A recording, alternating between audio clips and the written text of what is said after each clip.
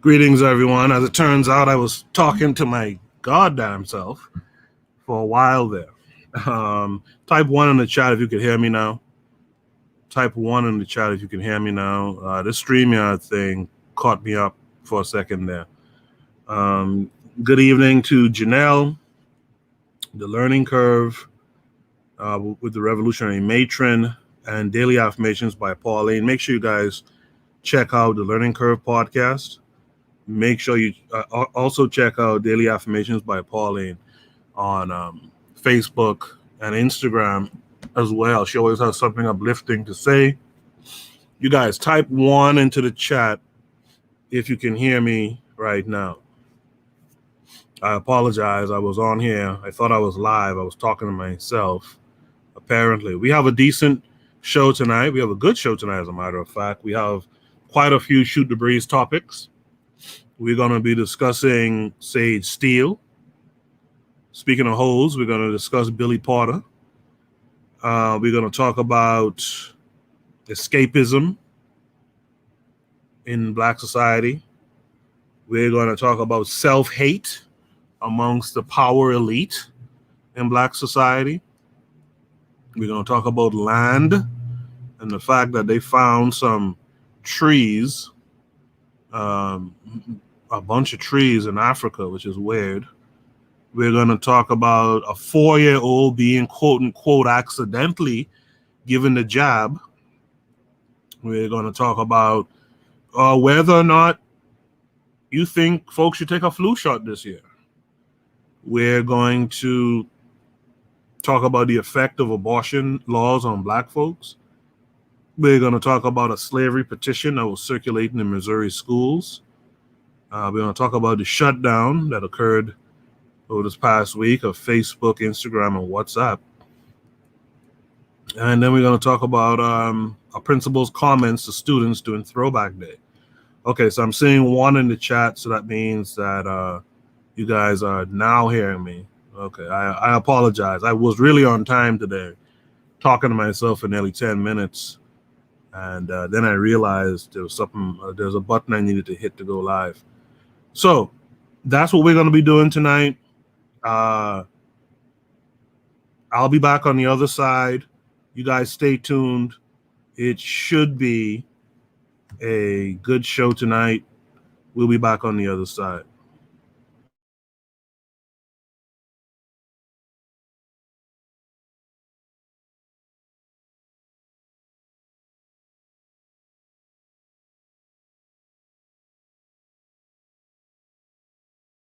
You are listening to the Bitter Medicine Podcast on KWAZ Radio.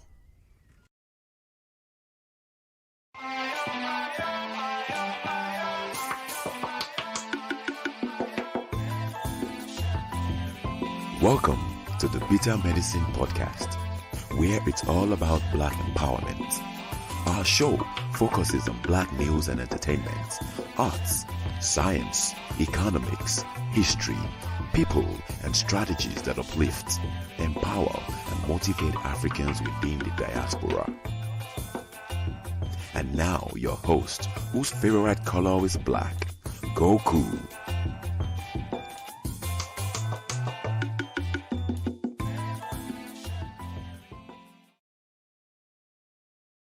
Welcome back to the Bitter Medicine Podcast. I am your host, Koku.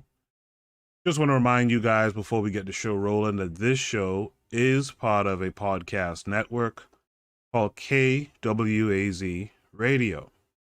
There are other shows on the network you are invited to tune into. This is D Webb with the Harsh Reality Podcast, asking you to tune in where we tackle the news of the day that affects our community, only on KWAZ Radio. Peace, family. This is Oni, inviting you to listen to the Pro-Black Perspective, where Black problems are addressed with Black solutions. Greetings, fam. Tune in to The Learning Curve with me, the Revolutionary Matron on KWAZ Radio. You are listening to the Bitter Medicine Podcast on KWAZ Radio. All right. Welcome back to the Bitter Medicine Podcast, the Saturday Night Shoot the Breeze. I am your host, Koku. I appreciate all of you who are here with me tonight live. And I appreciate you guys who are checking out the playback as well. I think I posted the first prompt already for tonight. Let me post it again. Nope, that's not it. I'm going to post the link. If you want to join the broadcast, there's the link to join the broadcast, and so that you could have your voice heard on air as well. The first post tonight, the first Shoot the Breeze topic, is a pretty simple prompt. The prompt is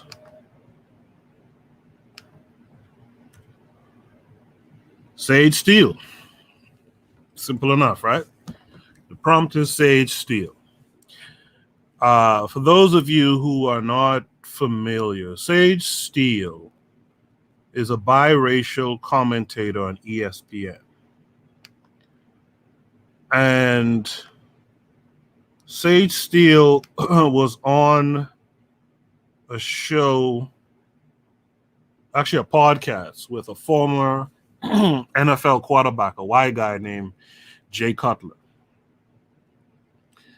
And on that show, she had some interesting things to say. Let me see if I could pull it up. Let me try this feature this week. Let me see if I could pull it up so that you guys can see it as well. Let's see if I could find it.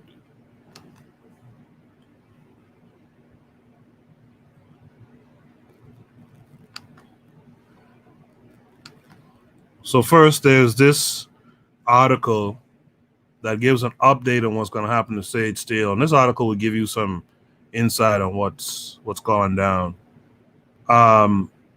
Sage Steele will return to ESPN sometime next week after her recent controversy. Controversial ESPN sports anchor Sage Steele's week off is expected to come to an end sometime next week, a source familiar with the situation told Page Six on Thursday. A day hasn't been set yet. She'll be back on air sometime next week, the source said. Reports have said she'd be off the air for at least a week. Steele, who is of mixed race, was yanked off the air this week after making controversial comments on former President Barack Obama's identifying as black, criticizing women journalists' attire, and describing the company's COVID-19 vaccine mandate as sick. And she appeared on the Uncut with Jay Cutler podcast last week. There were multiple things that were concerning, and it was a collective decision along with Sage for her not to return this week. It was the prudent thing to do to not have her on air this week, the first source said. On the podcast, Steele revealed that she got vaccinated due to ESPN's mandate and out of wanting to keep her job. Which we talked about this last week on Shoot the Breeze. There's a message there for folks, right? Get your money, right? Get your FU money and be able to say FU. Can you guys see the screen? Just out of curiosity, can you guys see the screen? This is the first time I'm using the share function. So I wanted to make sure that you guys can see the screen. Type 1 if you can see the screen. And let me know if you still hear my voice too, by the way.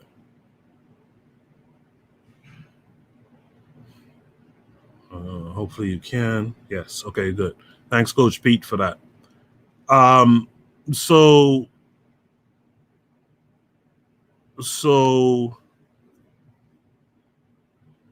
she had to acquiesce and take the job in order to keep her job.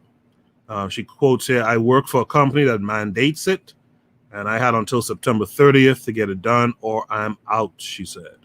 Adding, "I respect everyone's decision, I really do, but to mandate it is sick, and it's scary to me in many ways," which I don't really disagree with her about. Still, she added, "I'm not surprised it got to this point. especially with parent company Disney. I mean, a global company like that.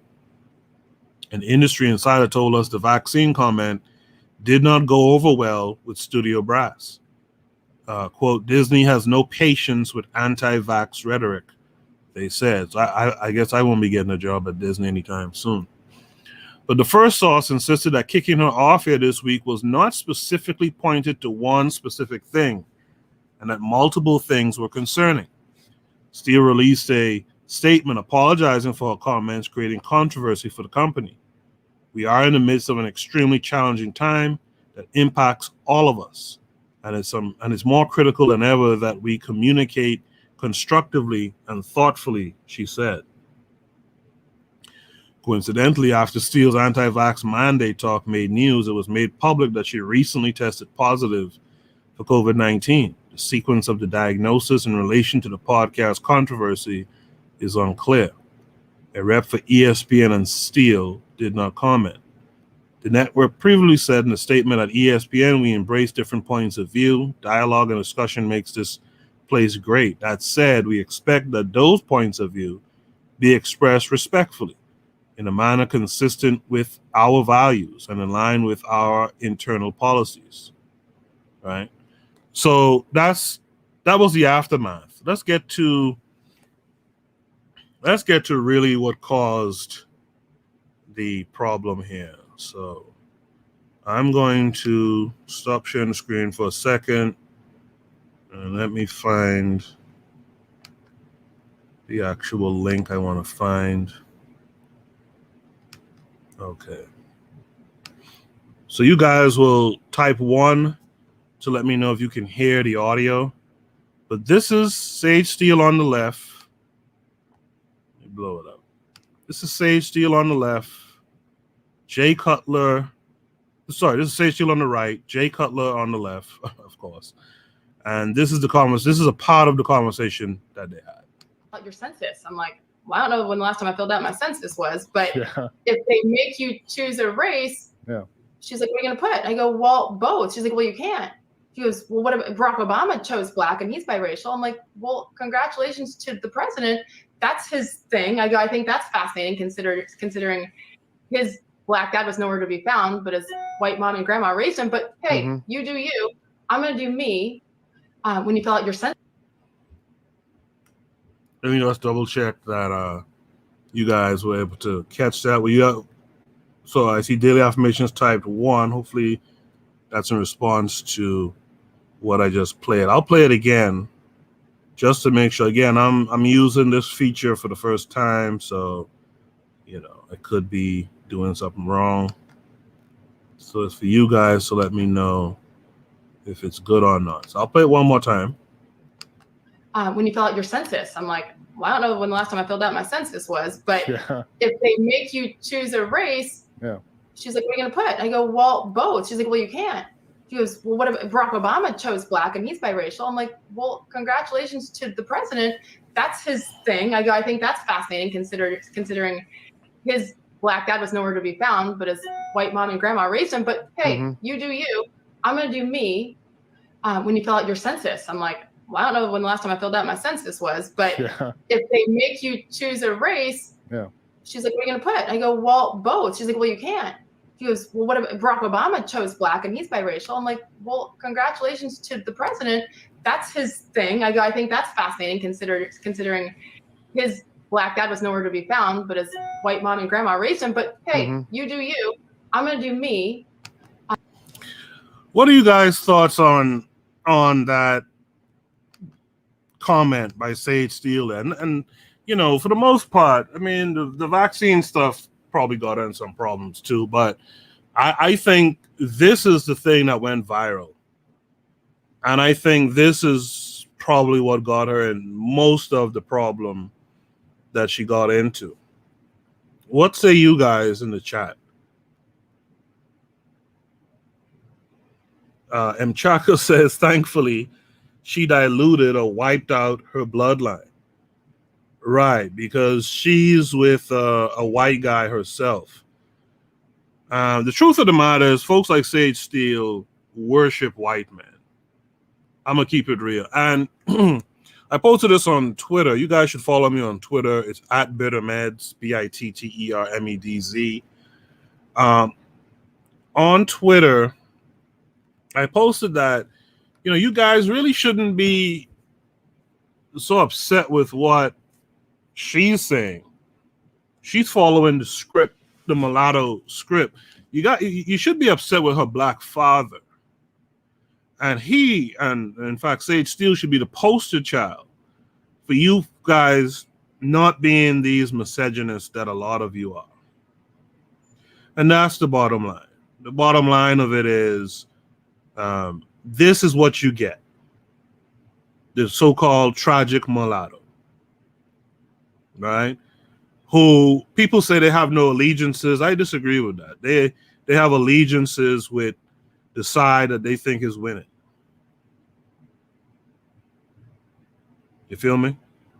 And this is how these folks think. She's more, and she said it in the past before, she's controversial. She said in the past before that she's proud of her father. She's proud of her father because he married a white woman. Not because he survived fighting a war and stuff, because he's ex-military, if I remember correct, right? But she's proud that he got with a white woman because she's born, right?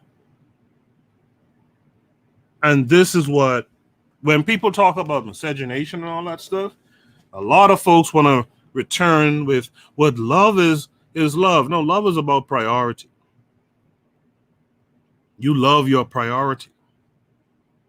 And if you prioritize your race, your peoples, you won't be doing none of these shenanigans that people like her father, carried out. But also, if you listen to what she said there, it was a big knock against black men in general, right? Obama chose to be black, even though his father was nowhere to be found, right? That's a dig at black men too. You see, KW Don 7 he says, number one, Sage Steele is multiracial female who married a Yoruba male. I have no problem with her claiming the multiracial category. Do you, girl? The pro-black perspective is here. He says, I don't know who she is, but they should make her do both. Or mixed, LOL. I guess they should make her fill out both things on the census. Okay. I like what M. Chaco said, though. She bred back into whiteness, and hopefully we'll be done with her after this generation. KW Dawn makes a great point here. He says, we have to do away with the one drop rule. It's slave-minded. Yeah, and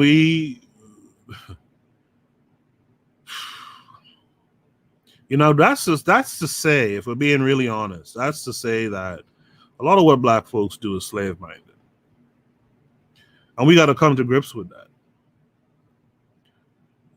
We follow religions that makes us slaves, right? We follow things like the one-drop rule that makes us slaves. We follow economic systems that makes us slaves, political systems that makes us slaves. We have to do away with all of that shit. The learning curve says this is the problem with ADOS being about legacy versus experience. I was going to bring them up, and I said, maybe I shouldn't bring them up again for another week in a row. In fact, I had it as a prompt I was going to put forward about their conference. Did you guys see their conference and the turnout for their conference? KW Don 7 says Barack Obama is a multiracial male. I agree with Sage Steele. Yeah, just leave him at that. You'll be better off for it. Just leave him at that. But what's so funny? What's so funny is there's this woman. What's her name again? Her name is Rachel Lindsay.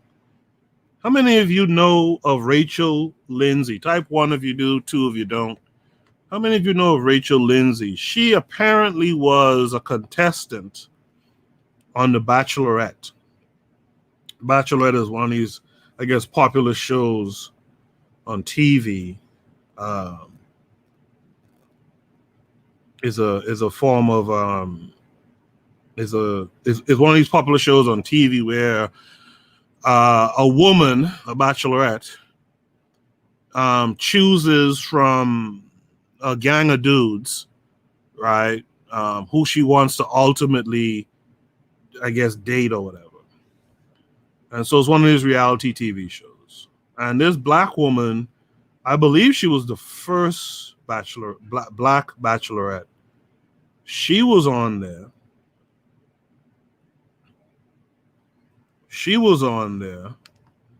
And she chose at the end of the show. I guess she had a choice between a black dude and a white dude or whatever. Guess what she chose? She chose a white boy.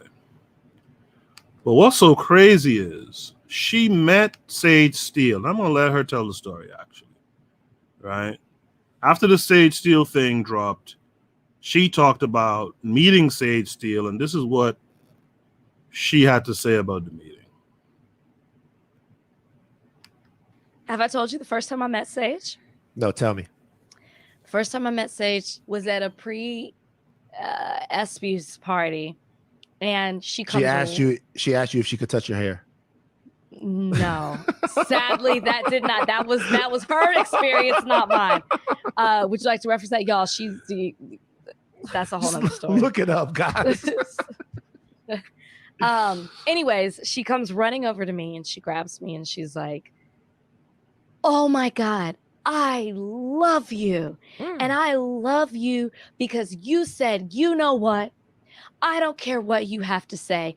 I'm going to choose a non-black man." Wow. Oh my God. Oh shit. Oh my God. Yo. And you didn't care what America thought. You didn't care. You said, I'm going to pick him. And you didn't feel forced to choose somebody who was black. And I was sitting there like halfway.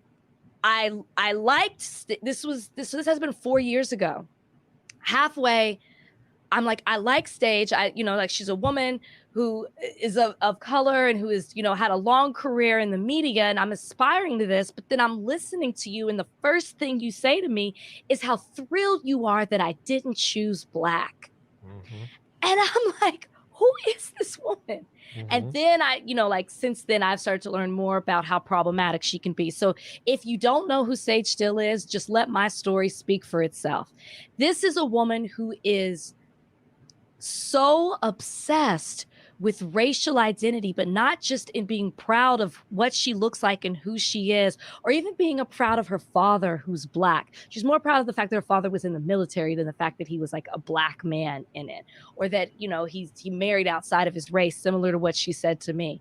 She is so obsessed with this for the wrong reasons that, of course, I'm not shocked to hear her say something like this, but then the disrespect of saying, President Obama can't identify himself as a black man because his father wasn't around. That's dissing all people whose fathers weren't around. Like, you can't be of that person. You can't identify yourself to that person just because they might be absentee. That is so twisted. But I wonder if you would have said that if if the father was white. Would you have used that same logic? There just seems to be a self-hatred when it comes to her. And Sage, when people see you, they see a black woman. I'm sorry. That's what they see. I hate to break it to you. I hate to be the one to tell you that. But that's what they see when they see you. In different area codes. Now, here's the crazy thing.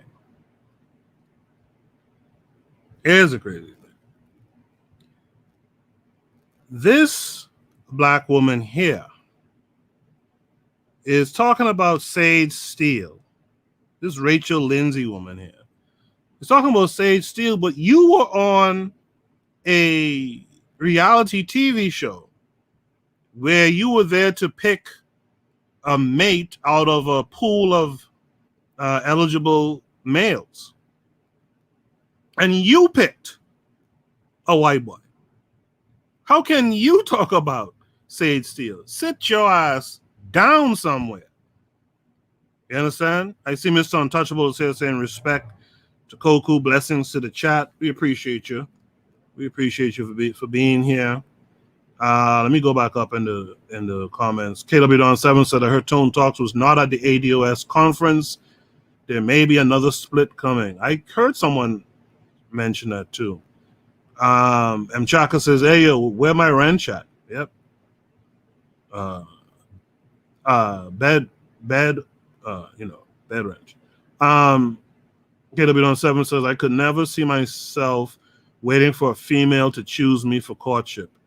It's emasculating. Men do the choosing. The Learning Curve, that's the revolutionary matron, says, wow, they have alliances that are unspoken. You know what I mean? And I'm telling you, pot, meat, kettle, says M. Chaka. I like it. Pot, meat, kettle, right? You out here talking big shit about this woman as if folks ain't going to be able to pull your file, right, on how you choosed up on a white boy. Come on now. Sit your ass down somewhere. KW Don 7 says reality TV is synthetic at best. I agree with that. The Learning Curve said this one thinks her reason for picking Whitey are different. It's all the same slave stuff. Absolutely. You ain't no better. You know.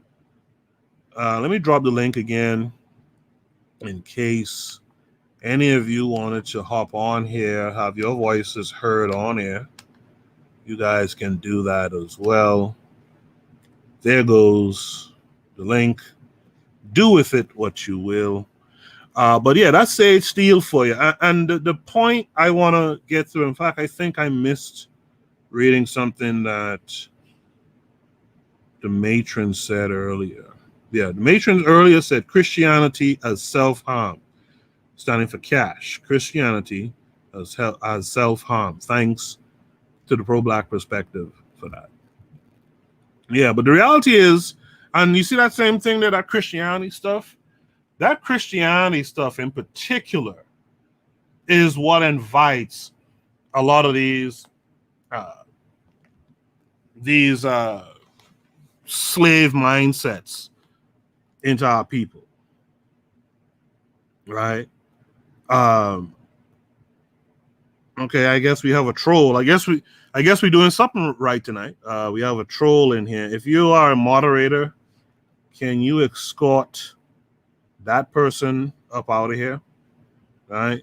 Put the gas in your head and light it with a match or lighter. I like it.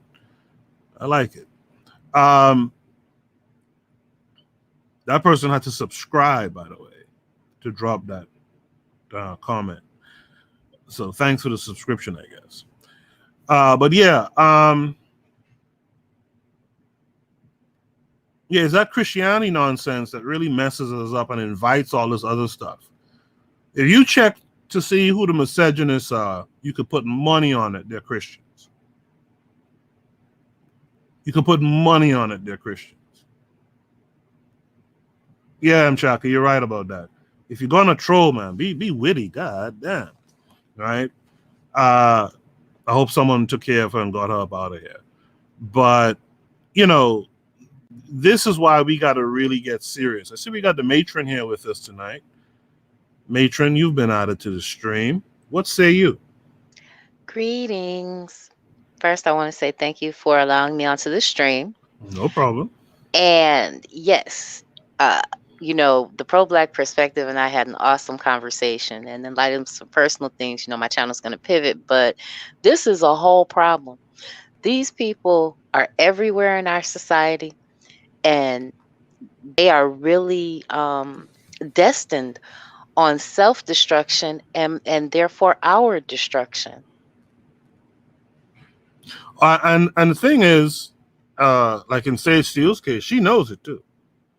Like, she knows what she's out here trying to do. Later on in that conversation with Jay Cutler, who was a bust as quarterback, by the way, in Chicago and Denver, he should talk about that instead, right?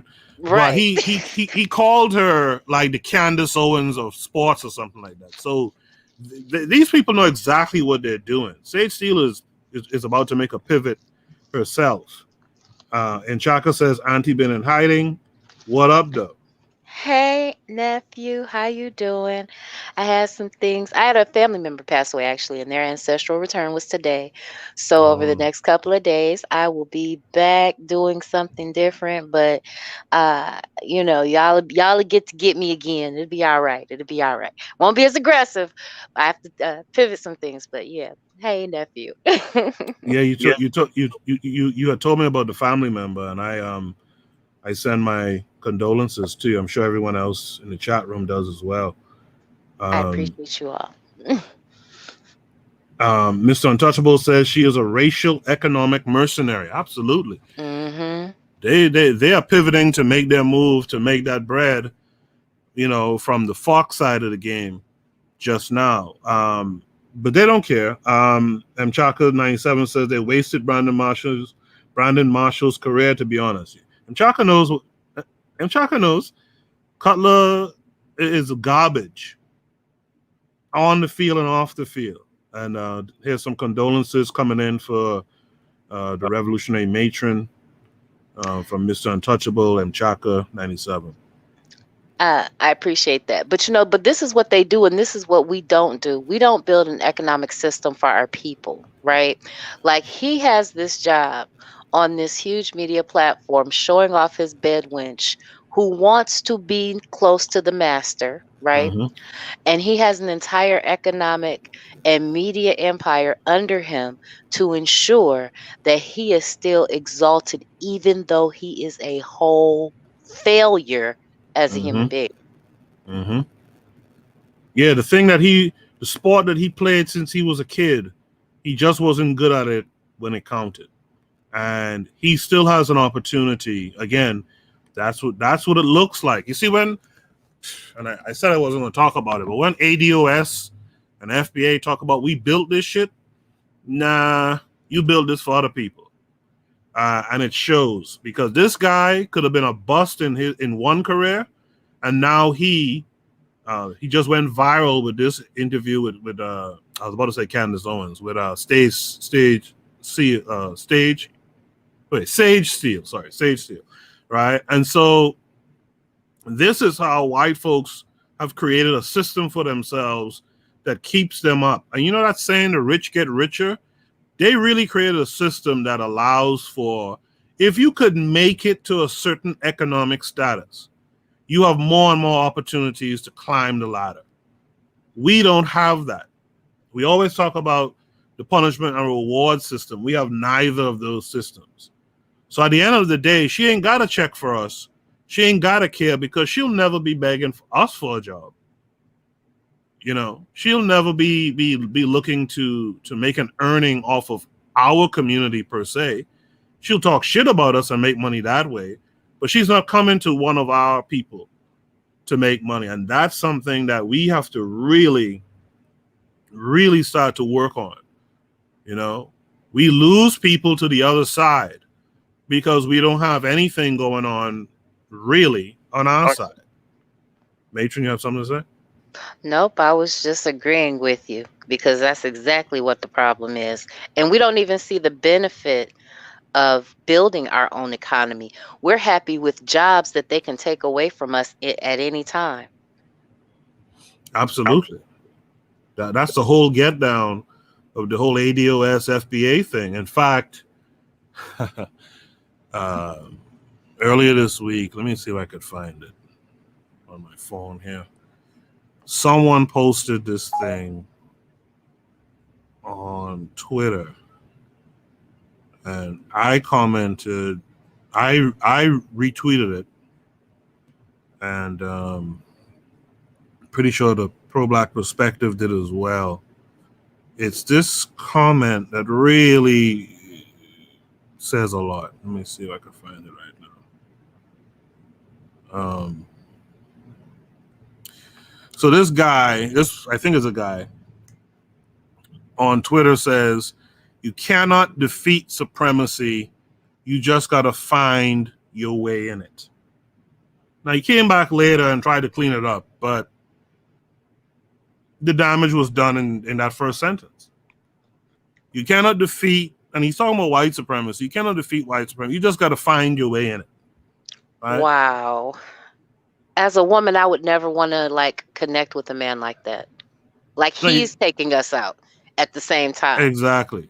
I posted a Michael Jordan cry face and said this Negro's defeated as fuck, because now he goes on to clean it up a little bit and says, you can dismantle oppression, though. You can't defeat a supremacist. You're just admitting they're superior when you accept the term. But the first part is the part that's the defeated part, right? This idea, and a lot of black folks have this mentality. Just scratch out your little meager living, sit small in the corner somewhere, right? And ride it out. Hope that their militarized police don't encounter you one day and gun you down, right? Or your children. And you know what? Even if the police do come around and gun down you or your children, you'll issue a forgiveness statement, you know, the next day after it's done. And then you go back right along, sweeping your porch in your little meager corner somewhere. And a lot of folks are out here, and that's what they're cool with. That's what they're comfortable with. We got to change the situation, because all of us aren't as comfortable as some of these folks are. Mr. Untouchable says, you built it, but the Mexicans built Trump Towers. He says, this is how many black men think. Then they complain about how their women don't respect, listen to, or honor them. And that's a great point, Mr. Untouchable. I like that. I'm going to put that up for folks to read it for themselves. I like how you put that just now. You know, go ahead, Matron. When we hear other black men talking about taking responsibility and accountability for both the men and the women taking accountability for their bad actions, these are things that we're talking about. Because how can I get behind that? You are not going to protect me. I have all of eternity inside of me, and you are refusing to protect me. And the matron did a good thing there. It could be that it's a woman. I'm not certain. I think it's a guy. It could be that it's a woman. But even if it's a woman, that's a bad mentality to have, right? You might as well join the line with Sage Steele in it, you know? So that's what I wanted to talk about with Sage Steele. Matron, do you have any last thoughts, chat? Do you have any last thoughts about this prompt? This is the first one for tonight. Nope, just that we need to get rid of people like her in our community, and we need to let them know that they're not a part of our community. That's well said. I can't disagree with that. Ultimately, you have to get rid of these folks from the community. Let me find. I did something stupid and closed out the wrong thing. Hold on.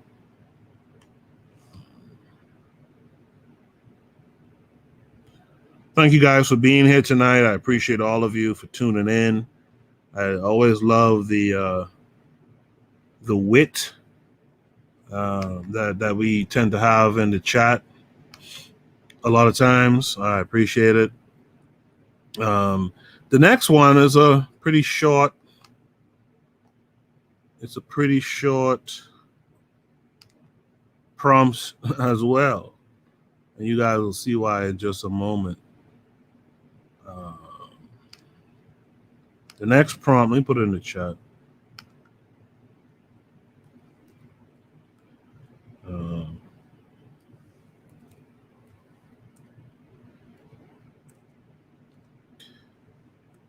This one is a good favorite. Since we're talking about hoes for a little while here, let's talk about this one hoe here.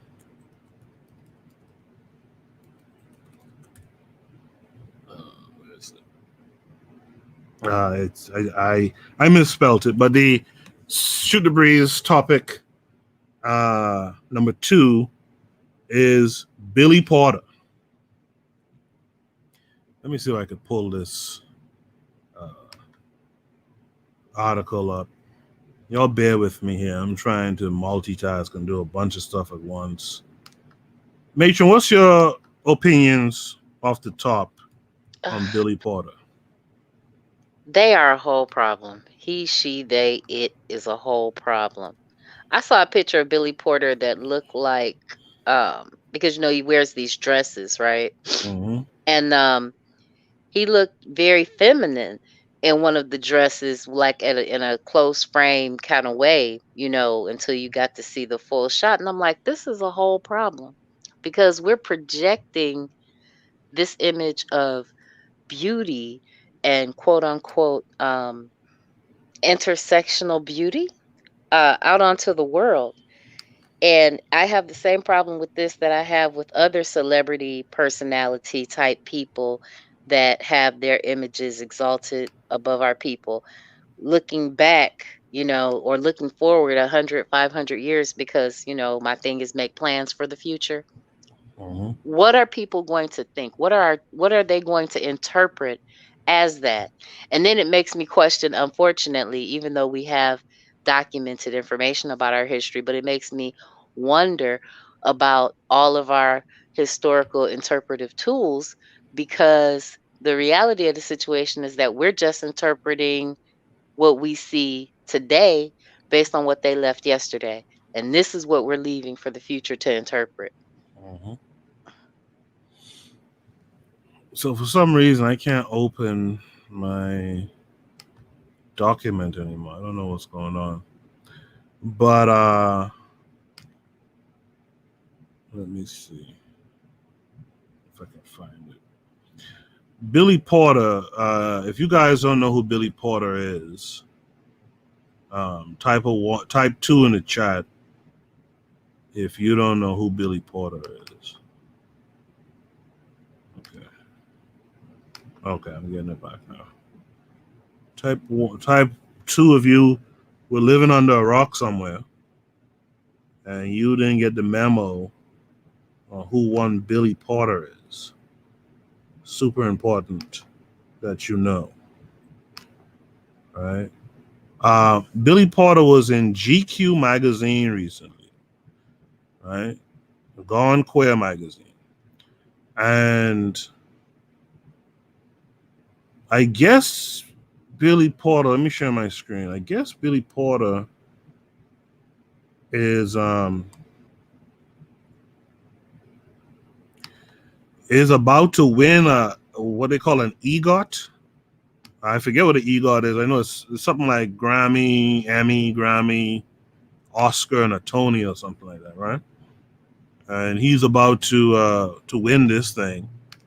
So they had him out here being the hoe he is. Right? Let me see. Can you guys see my screen right now? Yeah, you guys can see. Right? Daily Affirmation by Pauline says, I saw him being interviewed on the Tamron Hall show. Yeah, Billy Porter is a black man. Supposedly a black man who, back in the 90s, Billy Porter used to actually sing R&B love songs to women and stuff like that. Matron, are you familiar with that? No, not at all. Yeah, you could go online. You could go on YouTube and look up Billy Porter.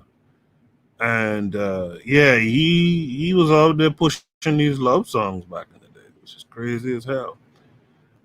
So Billy Porter was in GQ magazine.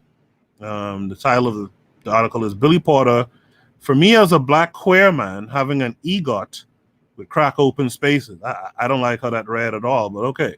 The actor, singer, director, and musical theater legend. I didn't realize he was a legend. Billy Porter speaks to Alim Karaj about his formative first ahead of the release of his new single, Children, written with Mnek, or M-N-E-K, and Little Mix's Jade Thirlwall. Why? Oh, okay. So y'all see, this is Billy Porter here, right? Billy Porter has been through it. The actor, singer, director, and musical theater legend is now one of the most recognizable people in entertainment. But with more than 30 years in the business, the 52-year-old has experienced some electrifying highs and some life-shattering lows. This was most apparent in 2007. Having just discovered that he was HIV positive, which I didn't know, but okay, Porter also found himself without work and in a sticky spot financially. Phrasing. He turned to the Actors Fund, a charitable organization that supports performers and behind-the-scenes workers in performing arts and entertainment. They showed up for me and saved my life, he says. I'm so grateful that there was some place for me to go where I was not ashamed, but instead lifted up and supported so I could get back on my feet. And now look at what has happened, all because someone cared enough to help. What happened was a stratospheric rise from struggling artist to Hollywood A-lister. I want y'all to pay attention to that sentence right there. Along with his Tony and Grammy Award winning turn in the Broadway run of the musical Kinky Boots, Porter has appeared in the lauded off-Broadway revival of Tony Kushner's Angels in America, Ryan Murphy's American Horror Story anthology series, and Amazon Prime's recent reimagining of Cinderella. Don't tell me the glass slipper fit his foot. However, he is best known for playing Vogue Ball MC Pray Tell in the groundbreaking LGBTQ+ drama Pose, a role for which he has been nominated for a Golden Globe and won an Emmy.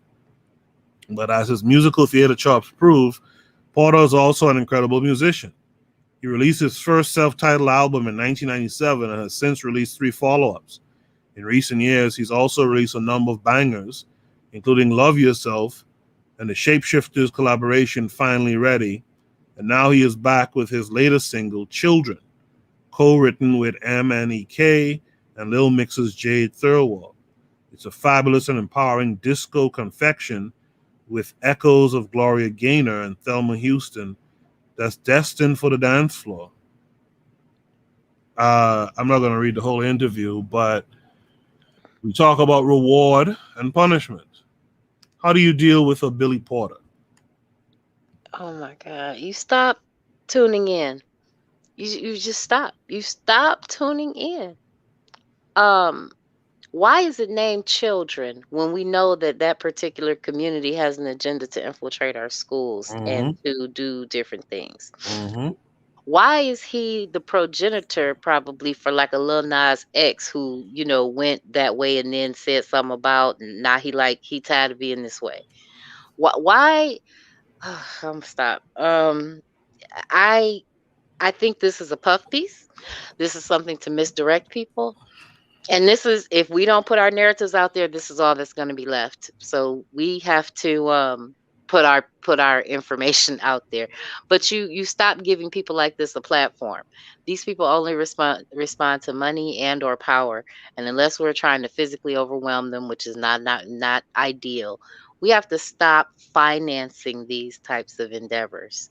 So what used to be Gentleman's Quarterly, which is I like your new updated euphemism. We have to stop. Yeah, gone queer. Chaka 97 says King Moist.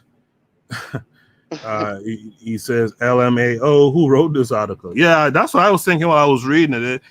It you know, I was dead broken on my knees, and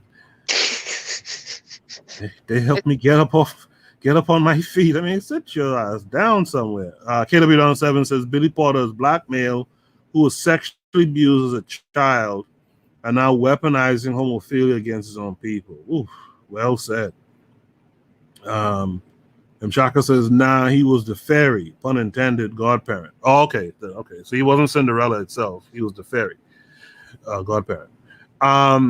Yeah, the thing with Billy Porter, and again, I had this conversation with a good friend of mine recently. A good friend of mine was in a family conversation where his brother and his niece were going at it verbally about homosexuality.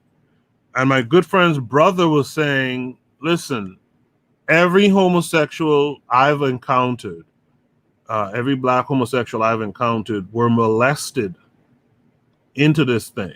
You know, because The brother is a police officer back in Trinidad. And he said, every time I've come across one of these guys who are gay, they were molested as a youth. And the niece was arguing that no, people are born that way and blah, blah, blah.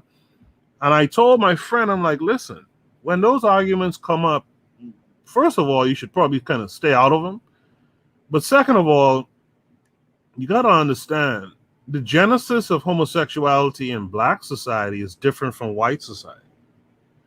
In white society, yeah, they're probably born that way because they practice that shit as part of their culture. Not that long ago, right? But for us, you would usually find some black person is gay because of some abuse. So when KW7 said that just now, it was a kind of a aha moment, you know, but I'm not surprised by it. That's usually the case that you'll see amongst black folks. Most often they were mishandled, abused and mistreated as children. What the matron said, I think, is important, though. You see, if you got to go around these folks begging for a handout, you're susceptible to their bullshit. They're bound to push anything on you, and depending on how badly you want to make it, right? Depending on how loose your scruples are, you will go with, what they're offering. And clearly Billy Porter went with the bullshit. Because I'm telling you, if you go back, and they don't talk about this, if you go back, Billy Porter wasn't doing all this moist shit back in the 90s when he was singing love songs. He wasn't on this shit. KW7 says, I'm not surprised that he has HIV. The Alphabet Crew are never monogamous or sexually disciplined. I agree with that too. Matron, is there anything you'd like to add here? Yeah, I had 3 other things to say. Yeah. The first one is that when you listen to some of his tones and some of the references when he talks about being lifted back up and being taken in by this community, that's that cash mentality, Christianity as self-harm, because he's using Christian sounding terms in order to endear people to him. And people that have already bought into the ideology of Christianity will have a softened heart towards him because of it. That's the first thing. The second thing is that we got to remember we lived in a whole concubine society where violent sexual acts were happening to our people all the time. And they were being raped and unfortunately molested. And it wasn't until homosexuals became powerful enough to project that image onto people in mass that this became something more prevalent and more acceptable in our community. Like you said, in their community, they them Greeks, we don't know nothing about all of that. But in our community, right, you don't find mentally strong African people leaning to that side. You find mentally strong African people either being resistant to relationships or looking for that nurturing figure in a relationship. But when they began projecting it en masse to our kids and to us and telling us, because it wasn't until the 70s or the 80s that they started saying, you're born this way for everybody. Like they might be born that way, but that wasn't our story, right? And then the last thing is this whole thing about AIDS. Like when he got his AIDS sentence, right? That was around the time of Magic Johnson, having been treated enough and this, that, and the other. So it's like, well, wait a minute, you've been living with AIDS for how long? And then you say that, he had this whole other career. So when did he have an opportunity to get the quote unquote appropriate treatment? Oh, right. Billy Porter is a resurrection story going back to Christianity as self-harm. Well said. I like that. Yeah, you made a good point too, and I've noticed that in the past, even though I didn't think about it in this conversation, that these folks love to use some Christianity terms and Christian imagery and all that. You remember this white boy who they killed somewhere here in the States? I know it was Indiana or something like that. What was that white boy? I want to say his name was Shepherd too, as a matter of fact. And imagery that they always give you with his murder, he was killed out in a cornfield or something like that. And the imagery they always give you is that he was strung up like on this barbed wire, and it was like in the form of Christ on the cross. If you guys think I'm making this shit up, look it up. I think it's Matthew Shepard or something like that was that guy's name. And that was a whole big turn for like the LGBTQ community really took off after that thing happened.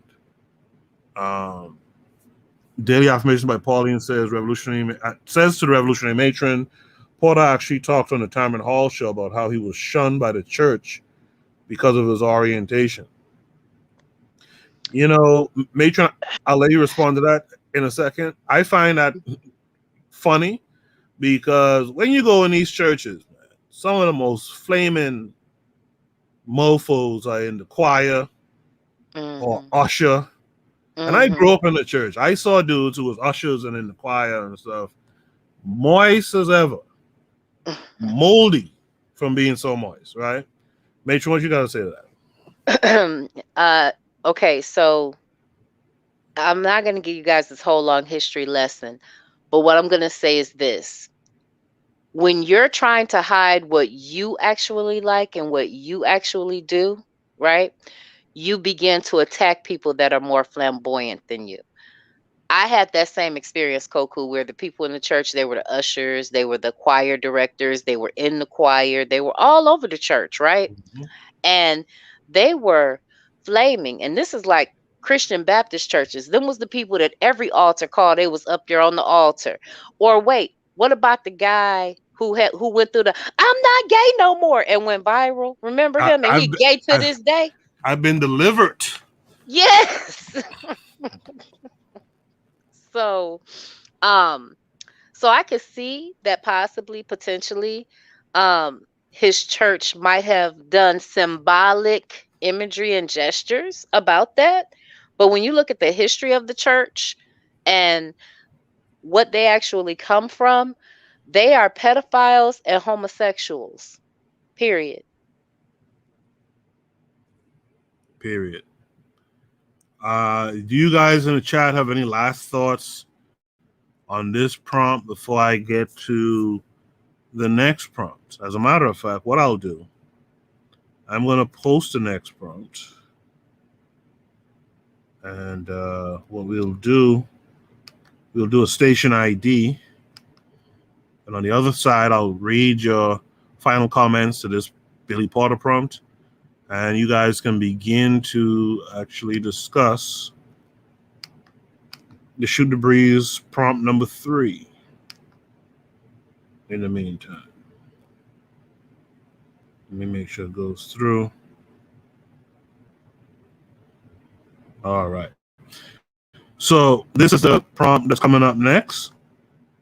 What I'll do right now, like I said, we'll do a station ID break, and we will be back on the other side. You are listening to the Bitter Medicine Podcast on KWAZ Radio. This is D Webb with the Harsh Reality Podcast, asking you to tune in where we tackle the news of the day that affects our community, only on KWAZ Radio. Peace, family. This is Oni, inviting you to listen to the pro-black perspective, where black problems are addressed with black solutions. Greetings, fam. Tune in to The Learning Curve with me, the Revolutionary Matron on KWAZ Radio. You are listening to the Bitter Medicine Podcast on KWAZ Radio. Yes, indeed. Welcome back to the Bit of Medicine podcast. I'm your host, Koku. I'm being joined by the revolutionary matron from the Learning Curve podcast. We're talking different little things here. We, doing our Saturday night shoot the breeze type stuff. And topic that we have up now, our third topic for tonight is, why is escapism always the choice? We were just talking about Billy Porter a second ago. Billy Porter is an example of escapism as well, right? But the prompt says, whether it's menticide, sex, drugs, alcohol, or anything else, why don't we face the problem here in this reality? I will say my quick response to that is the problem is that, and it's one of these cases of the snake biting its own tail, kind of. The problem is that we've bullshitted so much and have been so disorganized that we're losing ground as far as this problem that we have goes. We're losing ground more and more every day. And so what that means is that the problem and the solution seems more untenable every day. And so what do you do when you have a problem that you think, is going to be very difficult to surmount and to fix? You go for the easy out. And I hate to say this like this, when you bring up the term menticide, that's a reminder. We talked about this on Shoot the Breeze a couple weeks ago. A lot of Black folks are checking out, are self-harming themselves and checking out through suicide and stuff because of all the, of all that's stacked against them, so to speak. And so when you're not checking out in that way, you check out in the other ways. You become hypersexual. You fall back on drugs and alcohol or whatever else there is, right? That doesn't build you, doesn't prepare you to deal with your problems. It just makes you forget your problems as much as you can. And so that's why, in my opinion, we have this escapism that's going on. Is because, and we have to blame, and we have to blame generations before us, and we're going to have to blame ourselves if our generation comes and goes and doesn't do anything to significantly put a dent into the problem that we have. Because as time goes on, it's going to seem more and more out of reach. And so our people will do more and more self-destructive acts to kind of numb the pain of the fact that we can't reach this problem, and we're witnessing so many people out here with their head in the cloud who won't get organized, who will do everything but get organized. And so it's going to become that snake biting its tail. It's going to become self-fulfilling prophecy. Matron, do you have a thought about this? We enjoy being comfortable, and the temporary fixes, like you said, too damn much. So I don't have to make a better world for my children because I can rent a car or lease a house. You don't own anything. You don't own your phone service. You don't own the house you live in. You don't own the land you live on. And we've gotten too comfortable with that. Instead of projecting our image of the world onto the world, we just make ourselves smaller. We make ourselves more comfortable in the little piece of the world that a tyrant has said you can live on as long as I can extract value out of you. And I think for the most part, what we don't think about is the fact that if we don't face this monster, our children are going to have to. And if we refuse to deal with this problem, our great-grandchildren are going to have to deal with this problem. But if you're already subconsciously on a path to annihilation, right? because even Black people that marry Black people do things that are anti-Black, then you don't make any significant changes. You don't make any significant headway because you're like, well, I've got it. That's another reason why rugged individualism for us, toxic behavior. Mm-hmm. Yeah, I think everything we've talked about up to this point is an example of the escapism. You know, you have mixed heritage, and you want to shit on Black men because you know that deep down you don't really fit in either community, right? You prefer to as a man suck a white dick to get by, right, and win your little awards and all this old shit, right? You prefer to do that, you know. So a lot of what we see around us is escapism. And I'll tell you something so messed up, matron. Even in the conscious community, a lot of the stuff you see in the conscious community is just escapism. It's just people circle jerking, showing that they have knowledge. They read a couple of books and they know some stuff. And, you know, so they feel good, but, you know, they could go around and talk and feel good. They could pull out a PowerPoint presentation and talk about some shit they quote unquote researched, right? They could sit up on social media all day going back and forth with people. You know, a lot of that is escapism because that ain't really changing. That ain't really moving the needle that much either. Do you agree or disagree with that? I absolutely agree. When I said, because this is my shoot the breeze topic, right? Because you know, and when I said or anything else, I thought about niggas is gods or we kings and all the other things. And it's not that we don't have that legacy and that heritage, right? But that heritage, it almost is like it's pouring cement on your feet because you're asking someone who took that away from you to recognize the fact that this is who you are. You got to go get that back. You got to go reclaim it. And that is not a passive, I can intellectualize or I can justify or I can present you enough facts and information to show you who I am. Because guess what? They don't care. They only respect very few things. And you can, like you said, you can tell them all the stuff you want to tell them. You can explain to them your lineage. You can explain to them the history of the world. You can explain to them all of the wonderful things that you did. But if you had a Ming vase or a Fabergé egg in your house, right?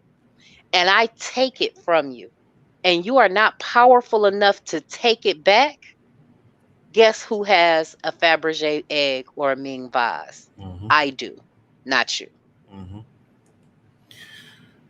Yeah, I mean, these Negroes stand up on street corners and like in Manhattan and in New York City here with a sword in their waist and in their sash, talking about reading Malachi 6 and 5, and here's a Negro reading like a 6th grade reader talking about in those days the Lord's and all that Hebrew talk and all this old shit. All that is escapism. That ain't really, you know, these Negroes get a little kick out white folks stand up and taking in this wondrous disaster, but y'all ain't really doing nothing, you know. In the chat, Mr. Untouchable says escapism is comfortable. Escapism is a warm bed on the plantation. Escapism is not having to grow food for yourself. Escapism is modern conveniences.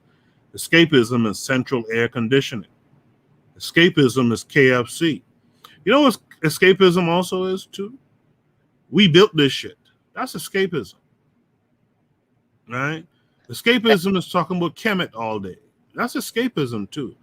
Like the matron said, like, yeah, it's good to know that stuff, but what are you doing with that knowledge? Matron, I think I cut you off. I'm sorry. Oh no, I was just saying facts. Like, and that information is only empowering to our children. Excuse me, 1 second. My broadcast started back up. I'm sorry about that. Okay. But yeah, that's only beneficial to us if in fact we're going to do something with it.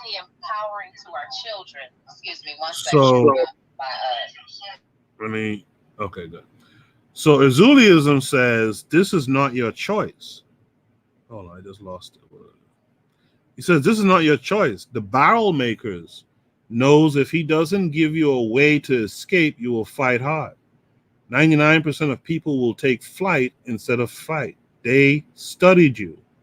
They know. And I get where Azuliism is coming from. Right?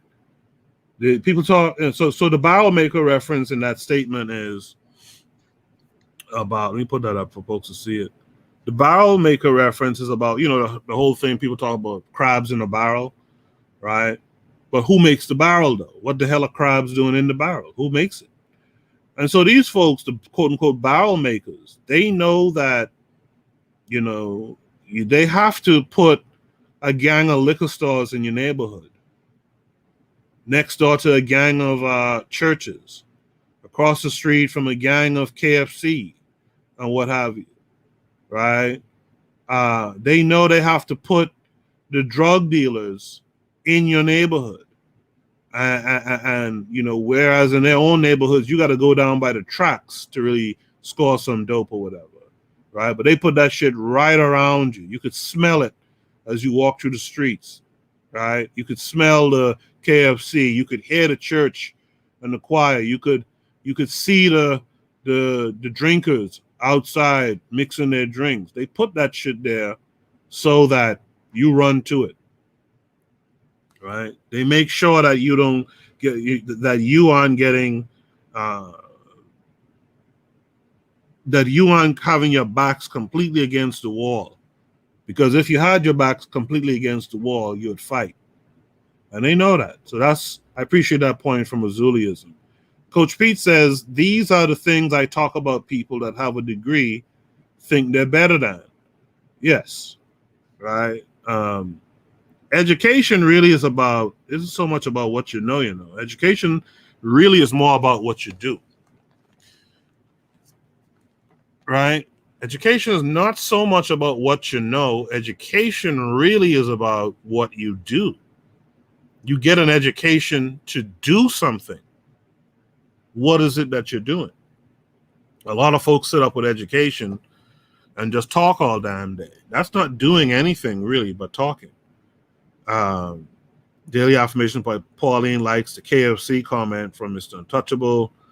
Azuliism says, so the barrel maker gave some of you a way out and tells the majority, if you work hard enough, you can escape too. Or if you're willing, and I'll add to what Azuliism said there, if you're willing to bend over, you can escape too. And that's a trap too, because the thing is this: if you work hard enough, you can quote unquote escape, but you can escape into my reality. You can only assimilate into my status. So your escapism, even that, is actually a death of you. Ask Billy Porter. He's suffering a death sentence right now, which I just learned about today. Escapism, either which way, it ain't good for you anyhow. You're better off signing up and fighting, but this is how the system is set up. The system knows that most people are kind of weak-minded, if we're being honest.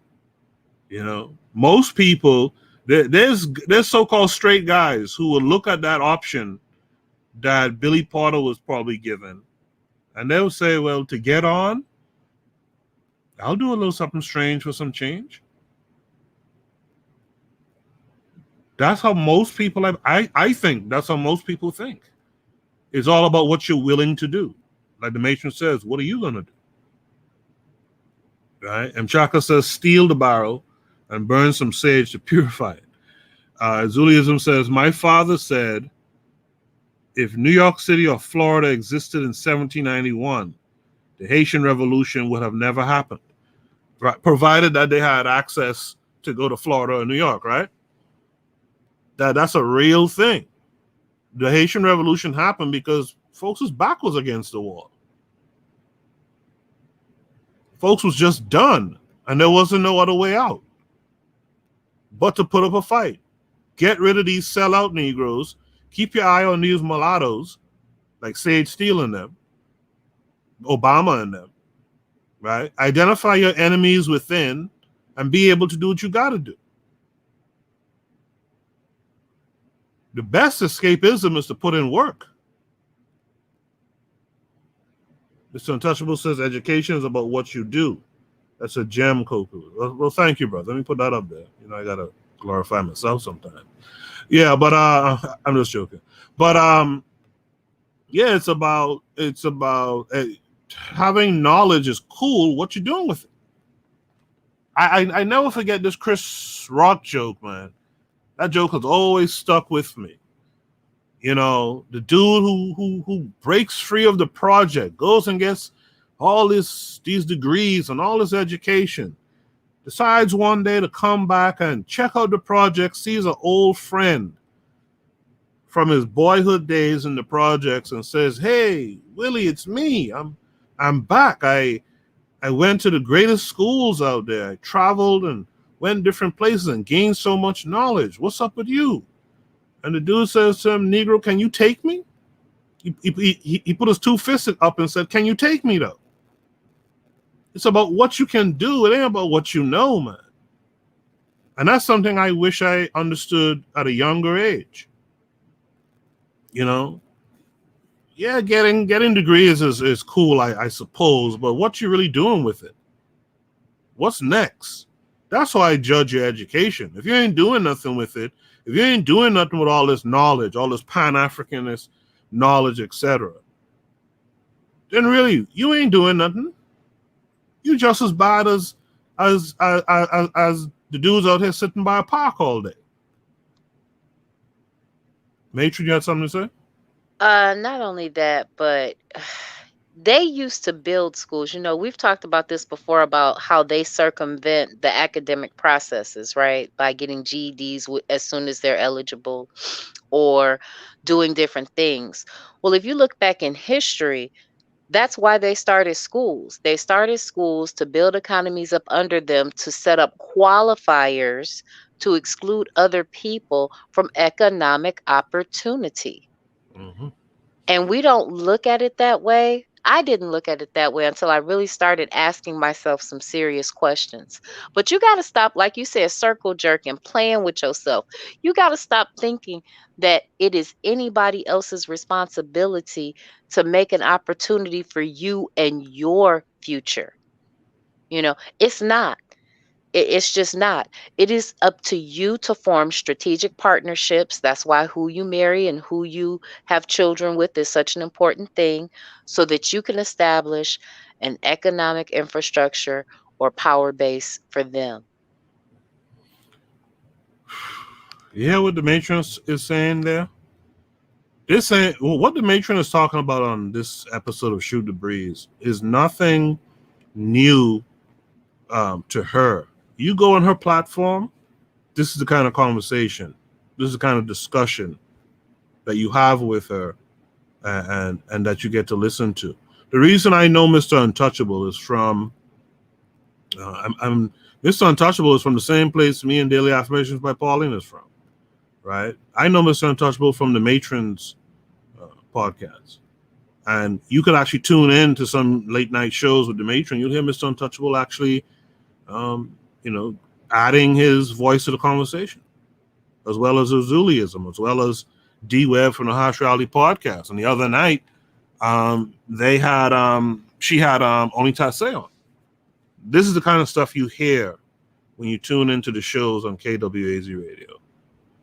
All right. So I want you guys to be aware of that and start to tune in to all the other shows if you haven't been doing so already. Daily Affirmation by Pauline says escapism is like the rappers sing about. Even the girls who are model-esque and most women envy would sleep with them for a designer bag. You guys should listen to the revolutionary matron, her show some weeks back, her and Magi Commander were talking about the Instagram models, quote unquote models, right?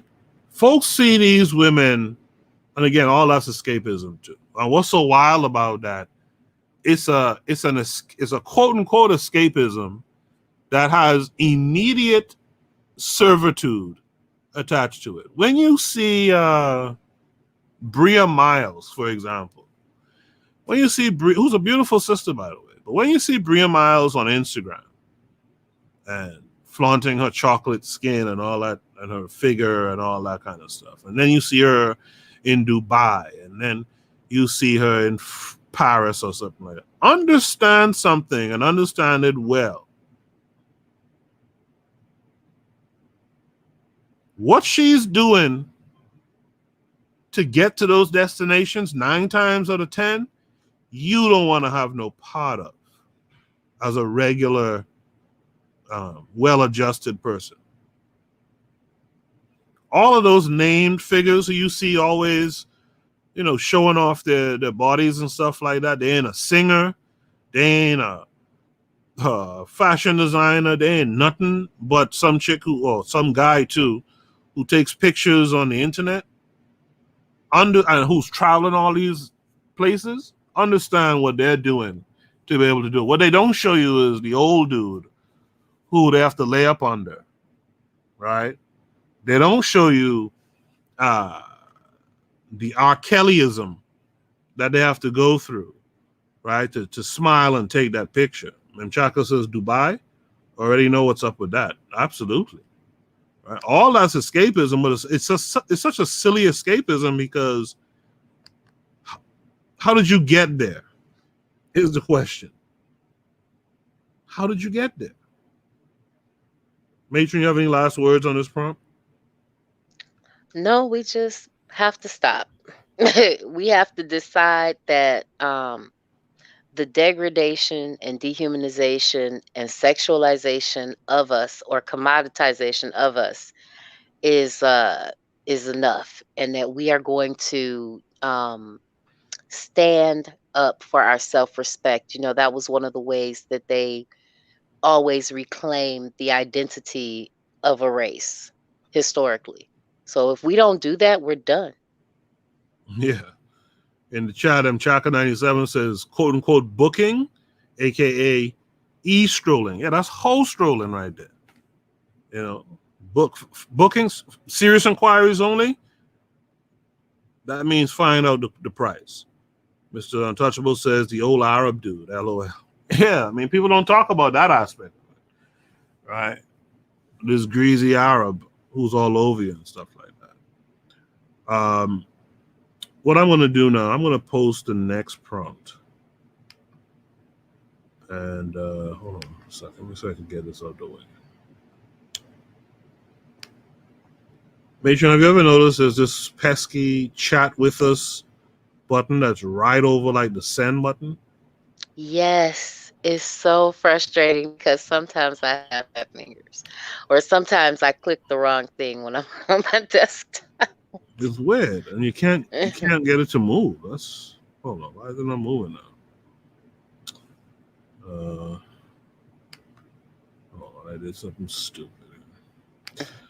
So the next, it's right over that send button. You just can't get rid of it. So the next Shoot the Breeze topic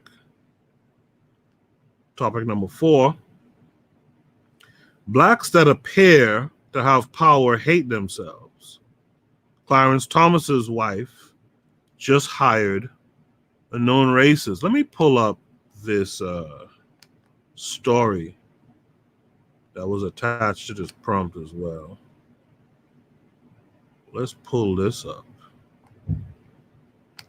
So let me see. Maybe I read the story. Yeah. Escapism. That's our biggest problem, too. That's the thing we're really going to have to overcome, to be honest, Matron. And thank you for that prompt. That's the big thing we're going to have to really overcome. That escapism stuff. We have to find ways to engage our people in a way where they don't have to seek out, all this escapism that they're getting involved in. Beating your woman back in the day, beating your woman was a huge way for men to escape, quote unquote, what they was going through. You go down and you drink a bunch of liquor, and you come and you beat your woman.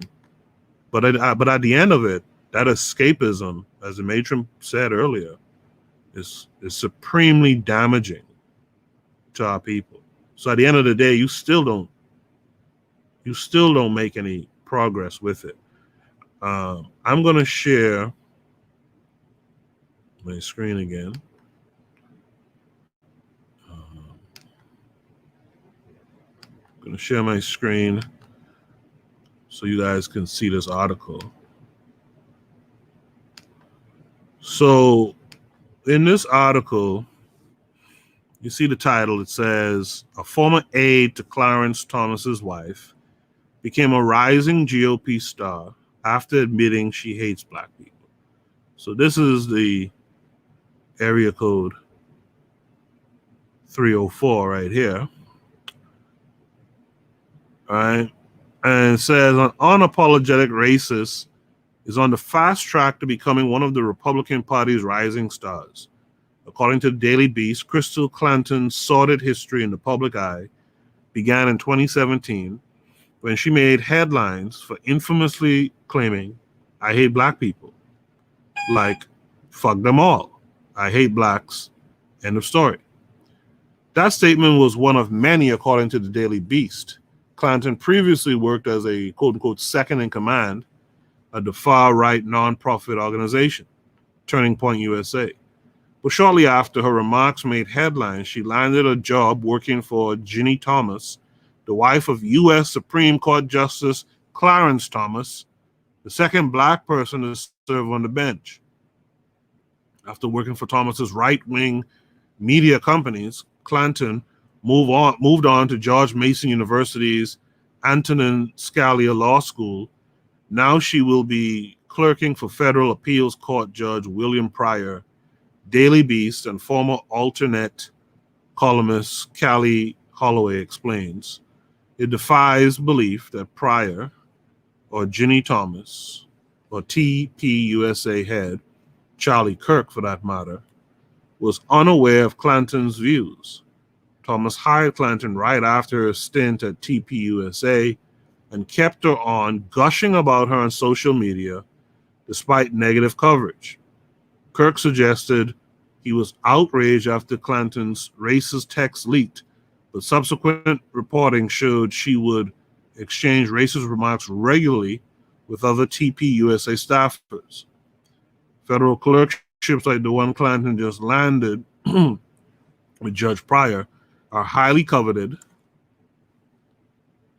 and prestigious stepping stones, and applicants are thoroughly vetted before being selected. The Beast also notes Pryor had no problem hiring Clanton despite her blatantly racist remarks. Quote, Clanton didn't cloak her racism in language that could later be distinguished in any way. She made a statement that was deliberately clear about her hatred for black folks. End of quote, Holloway wrote. She added, not only is Pryor cool with that, news of Clanton's selection hasn't seemed to upset anyone in the conservative sphere. Oh, no shit. If you need proof that conservatives across the board are okay with anti-black racism and Islamophobia, their deafening silence is Exhibit A. It's funny how they put Islamophobia right in at the end of that reading. Let me make sure about something. Is this Negro married to a black woman for sure? Go ahead. So Clarence Thomas is married to a white woman. Oh, okay. He's married to a white woman, right? Yes. I kind of thought so. Yes. Right. Clarence, because what was interesting is back in the 90s when Anita Hill was making her claims against him as he was trying to get the job that he now has, right? Mm-hmm. The undercurrent in the news articles were, why would he sexually antagonize this black woman, this African woman, when he got a whole white woman as his wife at the house? you know. But like that's a part of that concubine culture. You know, he thinks that he has escaped blackness because he about to be a Supreme Court judge. He got his white woman, blah, blah, blah, blah. And now he's going to, because he now has a little bit more power, but still hates himself and hates black people, he's going to now force these sexual gestures onto Anita Hill, you know. And there are a few things I heard that were interesting, you know. So now she's about to be a law clerk for a federal judge. That means that an anti-black person, an openly anti-African person, right, is going to impact the decisions that judges make, because your clerk is one of the most important people in your team, on your team, when you're a judge, because they pull cases for you. They began to establish law. They began to give and present to you different types of information that shapes the legal experience you have in this system. Additionally, he wasn't angry about the fact that this is who she is. They were angry about the fact that it got leaked. And those are two very different and important points. Mm-hmm.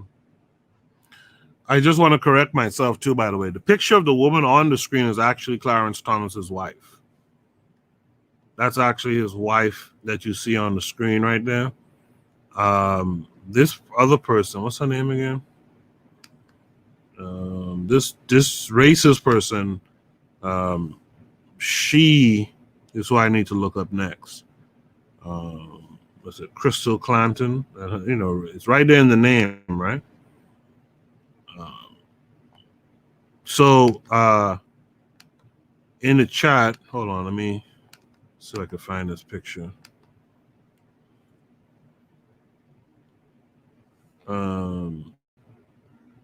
In the chat,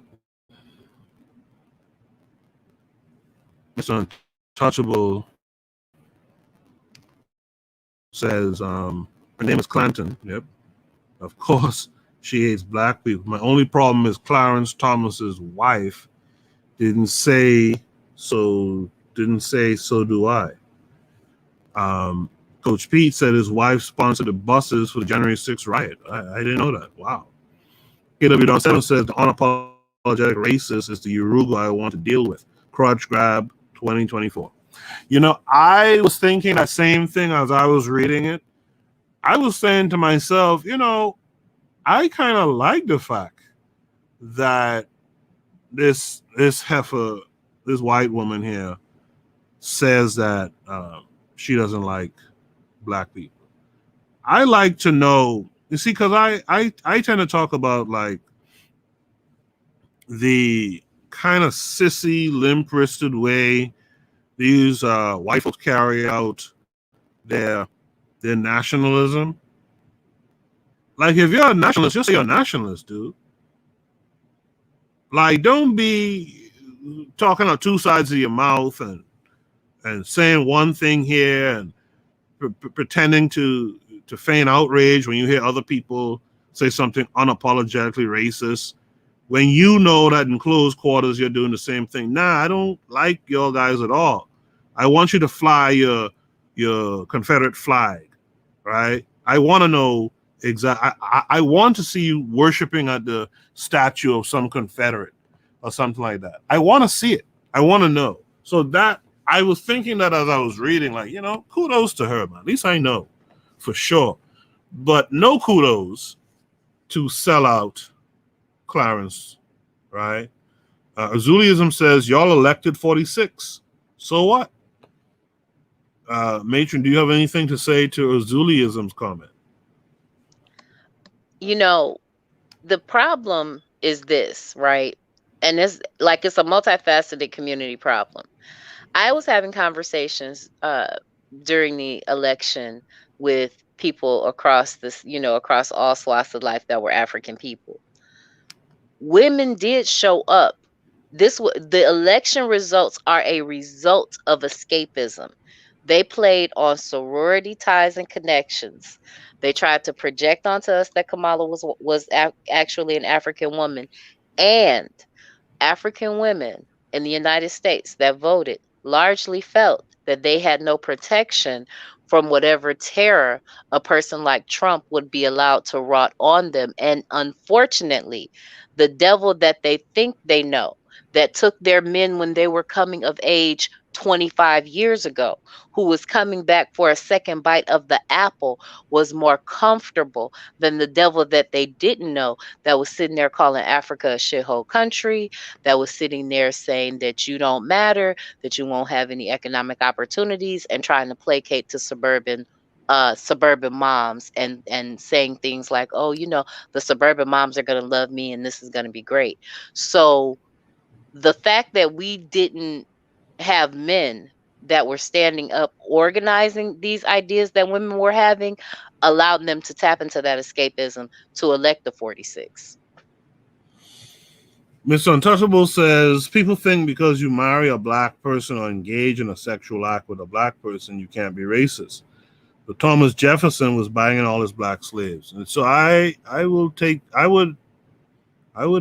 delete that banging and call it what it was. This dude was raping black women. Mm-hmm. Yeah, his wife's half sister, right? Mm-hmm. His wife's pubescent half sister is who he was raping at Mount Vernon, or Monticello, excuse me. Yeah, Monticello. Yeah. That's my one edit to that post, because I never like to make it seem like these guys were in some relationship with these people. Now, this guy was throwing around his power and was raping our black sisters who were enslaved. On the screen, you guys should be able to see this picture. See Clarence Thomas' whole ass at the bottom here, right? The coon smile. That's his wife with the bottle of wine or whatever, celebrating. And next to her, who she's all hugged up with, is this clerk, this federal clerk who we're talking about right now, right? So you guys should be able to see who that person is. Let me go back quickly to the prompt itself, right? So the prompt is, blacks that appear to have power hate themselves. Clarence Thomas's wife just hired a known racist. What do you guys in the chat think is the reason for the actions that we see from Clarence Thomas? Is it religion? Is it because he feels he benefits from this situation, so he's all down for it? He's with the okie doke. What do you guys think is the reason that Clarence Thomas would do something like this? So Zuliism says lies. Okay. Make sure you follow this up proper now, brother. Don't say lies now. Lies. When the black man was telling women not to vote, y'all didn't listen. Black men voted less in this election. Matron? He is absolutely correct, but that's because you have a lot of single, overly educated African women that don't have a man sitting there using their tools and technology to reason with them. So he's right that African women didn't listen. He's right that, black men voted less. He's right about these things, but that's because we have a relationship problem with each other. And we didn't believe, because if I'm a single woman and I'm living in my house alone and I'm seeing the tension go up and I'm seeing these little groups of white militias walk around my neighborhood, because I live in the suburbs, because I'm educated, because I got a good job, because I'm a well-trained pet, right? And I'm having problems on dating apps. I'm exposed to all these other manosphere ideas. I'm having bad luck with like African men I'm trying to connect with on my job. And then, right, I have a choice between voting for a president who has made this particular thing happen in my neighborhood more often, because, Trump, blah blah blah, right? And then I have my other choice is the guy who locked up all the black men and took them away, but he's projecting a sense of calmness, and he's projecting a sense of what I think of as normal, even though we have accepted abnormal things and we have accepted the unacceptable for hundreds of years. But I'm not reasoning that deeply yet. I'm going to go with the devil that I know because I'm here alone, and I have to figure out how can I best protect or escape from this crazy reality that's ever evolving and unfolding in front of my eyes. So Zulism is correct, right? But that's because we have a relationship disconnect. We can't get together and make like teams and partner together. And because we're not doing that, then yeah, he's right. I was doing some reading recently, and I came across an article. I don't have it here, but the article title was something along the lines like "Beware of Meritorious Manumission Black Leaders." And I bring this up because Mr. Untouchable simply stated meritorious manumission in the chat.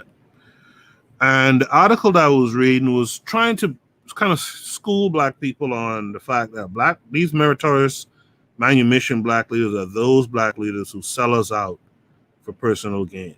They're also known as sycophants, right? This is what Clarence is. KW Don 7 says it right here. He says Clarence Thomas is a Negro who took the path to least resistance. And I don't know if KW Don realizes how deep that statement is, right? Because it has a couple of different meanings, right? He took the path of least resistance in terms of the kind of woman he chose. And he took a path of least resistance in terms of the benefits that he could receive from being with such a woman, right? And for those who don't know, meritorious manumission was something that was granted to a slave who distinguished himself by saving the life of a white master or saving a white master's property, right? So coming up with a new invention. Right. Right. But I think that meritorious manumission still happens today. I didn't mean to cut you off, but it still happens today. We call them retirement plans and things like that. Mm-hmm. Yeah, that's a great point, actually. You don't want to mess up your 401k, so you ain't gonna say too much on that job. You'll get browbeaten every day and weakened, right? Probably die early too. Just to keep your 401k. It's like you're bribed. You're bribed to keep the peace.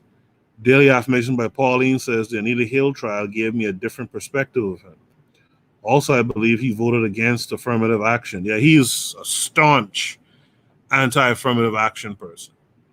And I don't mind you being against that idea, but the reasons that he's against it is some sellout type stuff, right?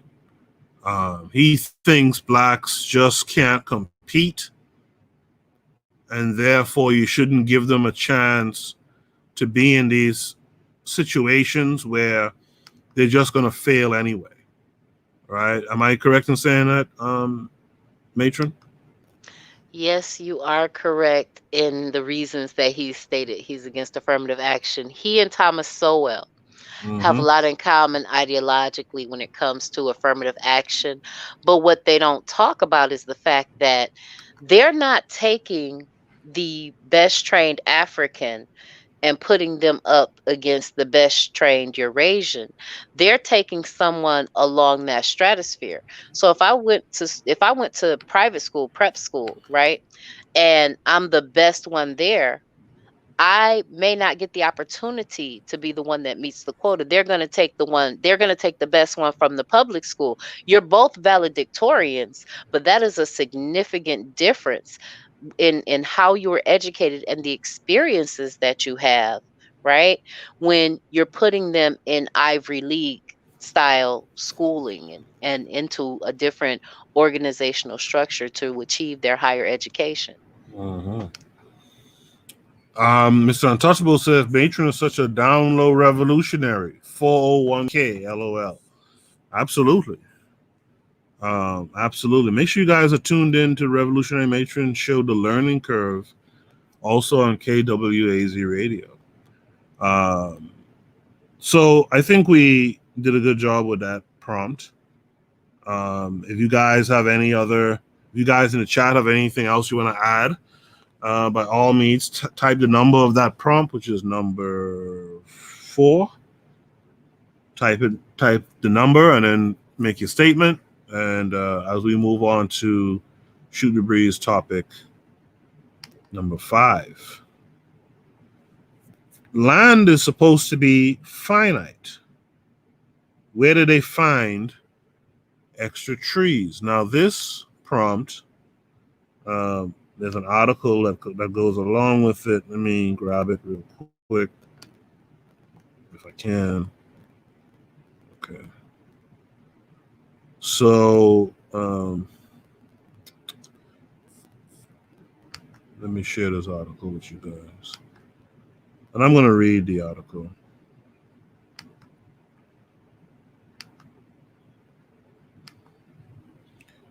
I see KW Dawn 7 typed something in relation to that last prompt. KW Dawn 7 says Anita Hill and Clarence Thomas are or were members of the Trilateral Commission. They both belong to Yoruba. I didn't realize she was a part of that too. Interesting. Okay. So, okay. Yeah, if you belong to the white boy, you just belong to the white boy at this point, right? So here's, I'm sharing the screen of this article that belongs with this prompt number 5, right? This article reads, 7 billion extra trees have been discovered, quote unquote extra trees, have been discovered in Africa, part of the continent's ongoing efforts to restore and reforest the land. And there's something in this article that really pisses me off. I want you to hear what it says. So here's some bullet points. 7 billion trees that hadn't been counted before have been discovered in Africa. The collaboration between Google and the UN Food and Agriculture Organization has also identified many opportunities for improved land use. The data could help in the fight against deforestation and defend against climate change. So when you take those 3 points off the top, you got to shake your head at what we're not doing. I mean, we're just sitting around and letting this white boy just do all the work and expect that when this white boy does all this work, he's doing it for our benefit. Do you think this white boy is counting trees in the number of billions that somehow wasn't seen before in Africa? Okay, right. You know that's the bullshit lie right there. But you think he's doing that for good intentions for your dumbass? You sat up here with 7 billion trees in Africa and didn't know that? Quote unquote, didn't know that? But this guy with collaboration between Google and the UN, and we already know what the UN is about, has identified these opportunities, how to improve the land usage. This is where we're at as black folks. And that's why I give hell to that we built this shit talk, because then why are you so afraid to go somewhere else and build it again? This is why I get so pissed off when I talk about education and curriculum, and folks don't get serious and get behind that movement and lend a hand, etc. Right? It's because you guys don't understand that if you're not studying the environment that you live in, If you're not shaping the environment to your will, you're almost subhuman at that point. You're almost subhuman at that point. Because dogs ain't out here shaping the total environment around them. Worms ain't out here shaping the total. They play a part, but they're not out here, making the environment subject to their will and what have you. That's your job to do. And you ain't doing it. So when this man comes in and studies the flora and the fauna within your country and realizes, there's some land here that, some nice stuff could happen here. You think he did that shit for you? Man, get up off your asses and start getting some work done.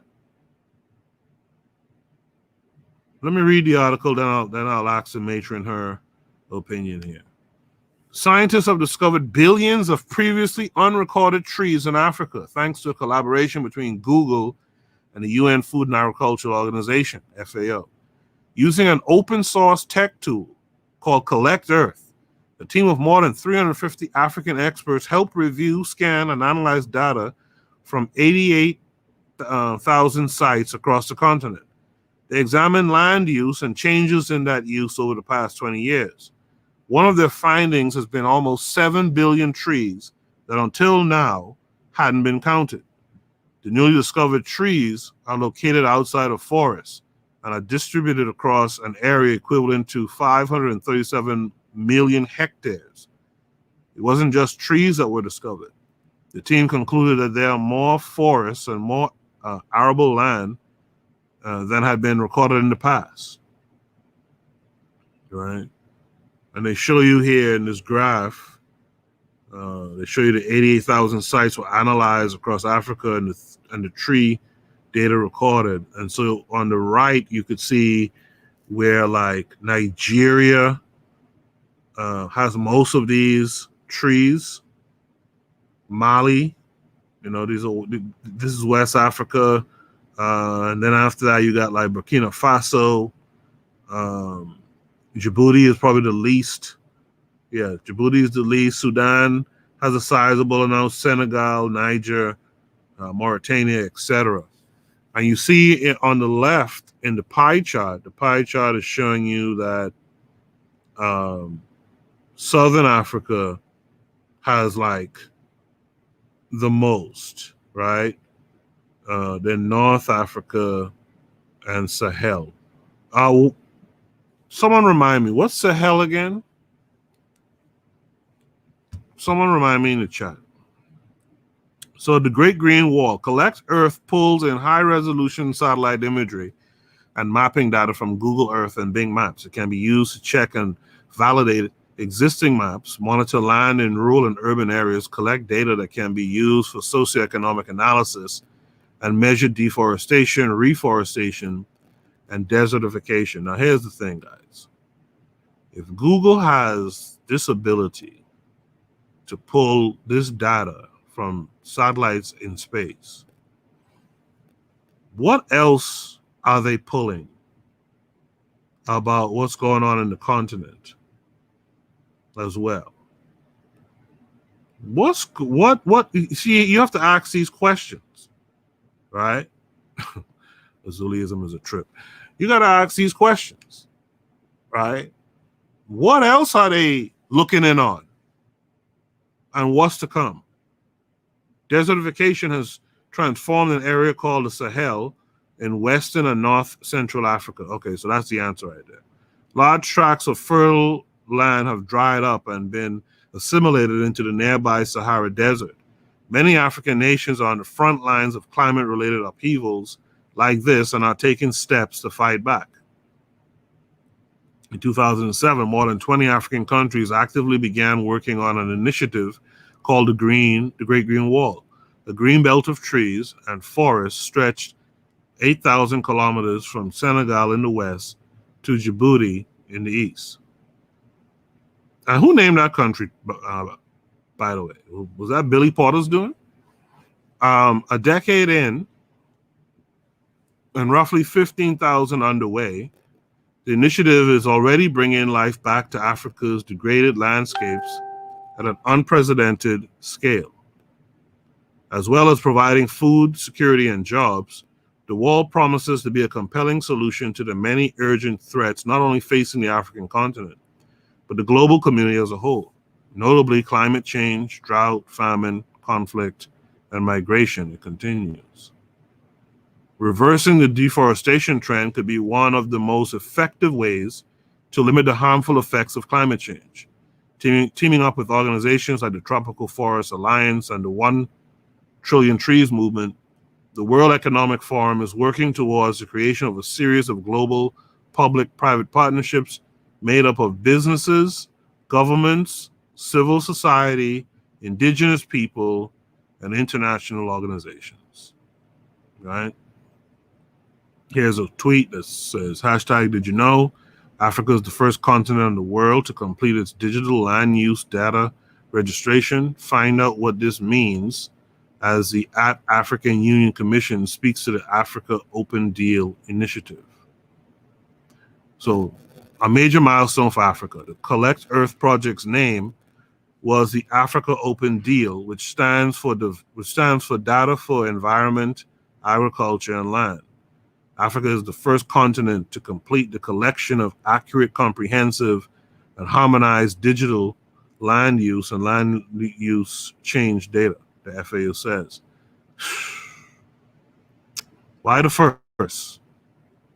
A team of more than 350 people with knowledge of the landscape and land uses gathered data using Collect Earth and then worked on a series of group sessions called Mapathons.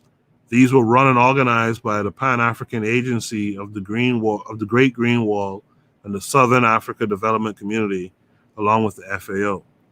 The survey has assessed the Great Green Wall Initiative to have 393 million hectares of land that could be planted and restored. It has also identified opportunities for agricultural land management that could deliver improved, sustainable yields.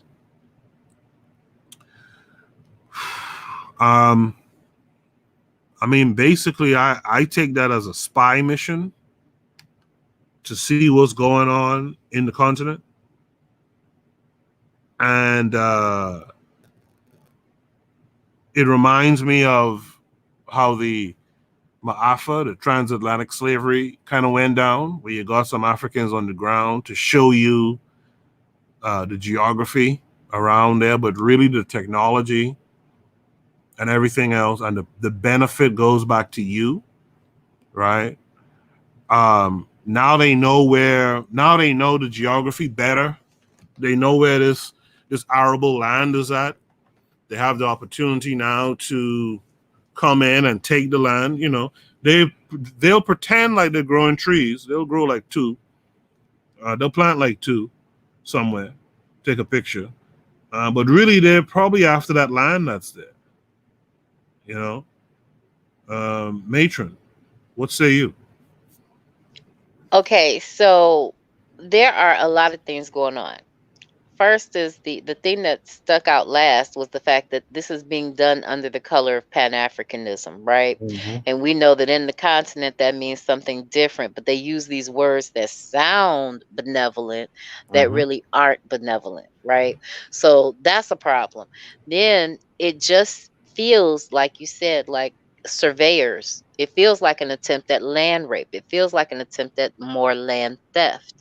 And, you know, they're just, quote unquote, finding this much land and this many trees. Like, I really understood that the earth was fixed, you know, that there's a specific amount of land, and this is an opportunity for them to continue pushing their version of industrialization, and then they can justify it because don't trees give you certain buybacks in regards to the amount of toxic emissions you can put off? So if we underestimated the number of trees that were on the planet before, well, that means that we can put off more toxic greenhouse gases and different things like that because we didn't even know these trees were here. Isn't that how that goes? Mm-hmm. In the chat, Mr. Untouchable says he's counting those trees because quantifying the money he's going to make from IKEA deforesting that area. Azuliism says more land to steal, more land to kill the animals, more minerals to steal, but Africa is not colonized. Azuliism says at least they're going to get technology. At least they're going to get technology, right? For those who don't know, the Matron had a Matron After Dark show where in the wee hours of the morning, some guy from Kenya comes on and says, technology was wonderful for Africa because they got technology. If you guys haven't heard that, you can go on the Matron's The Learning Curve YouTube channel and you could find actual clips as well as the full 12-hour show on her channel. You should check it out. But that's what an African guy on the continent today said, that colonization was good because at least we got technology.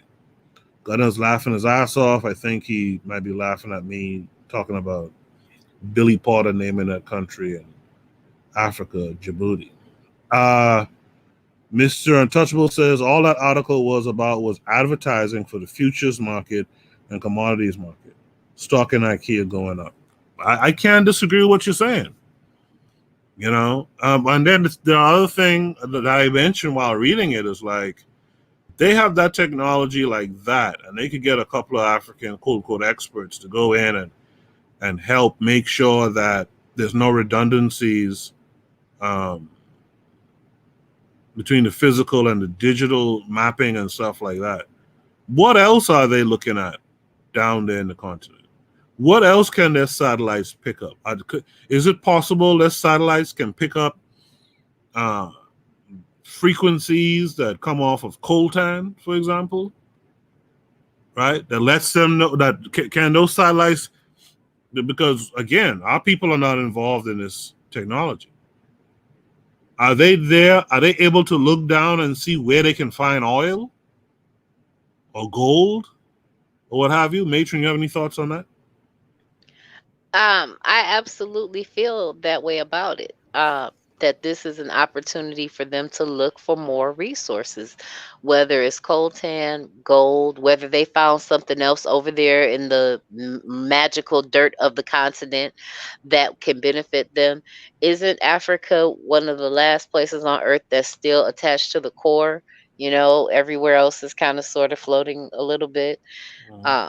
And I think that they're just trying to extract more resources over and over and over again. Land rape is the appropriate term that I would say.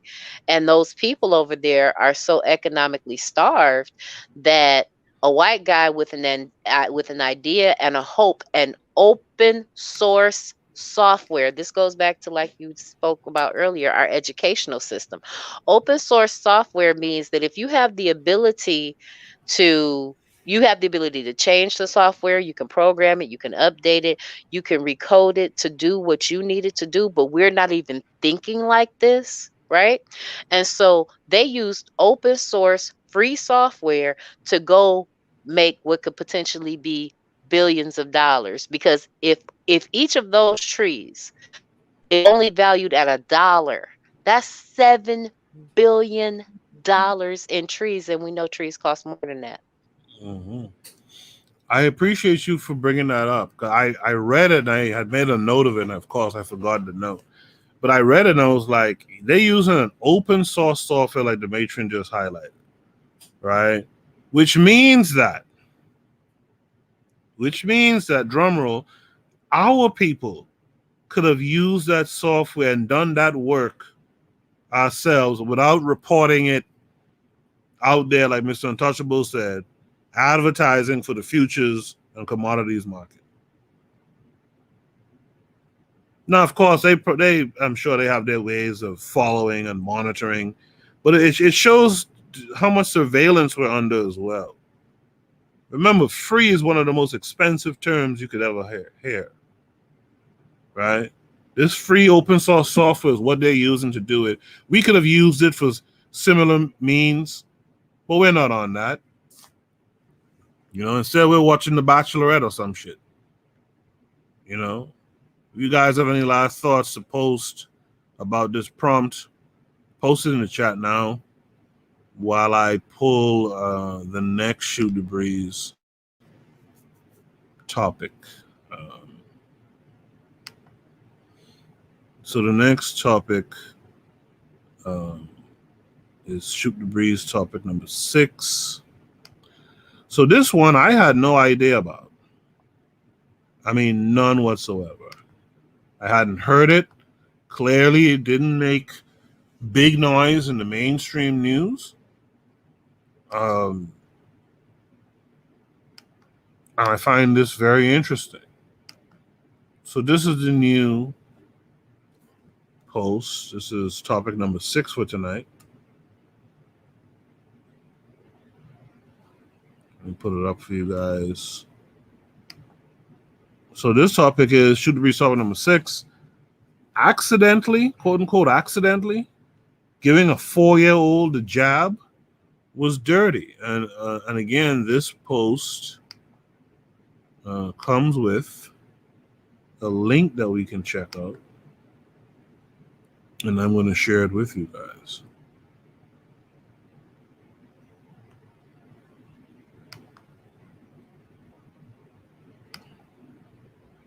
So here's the link coming up.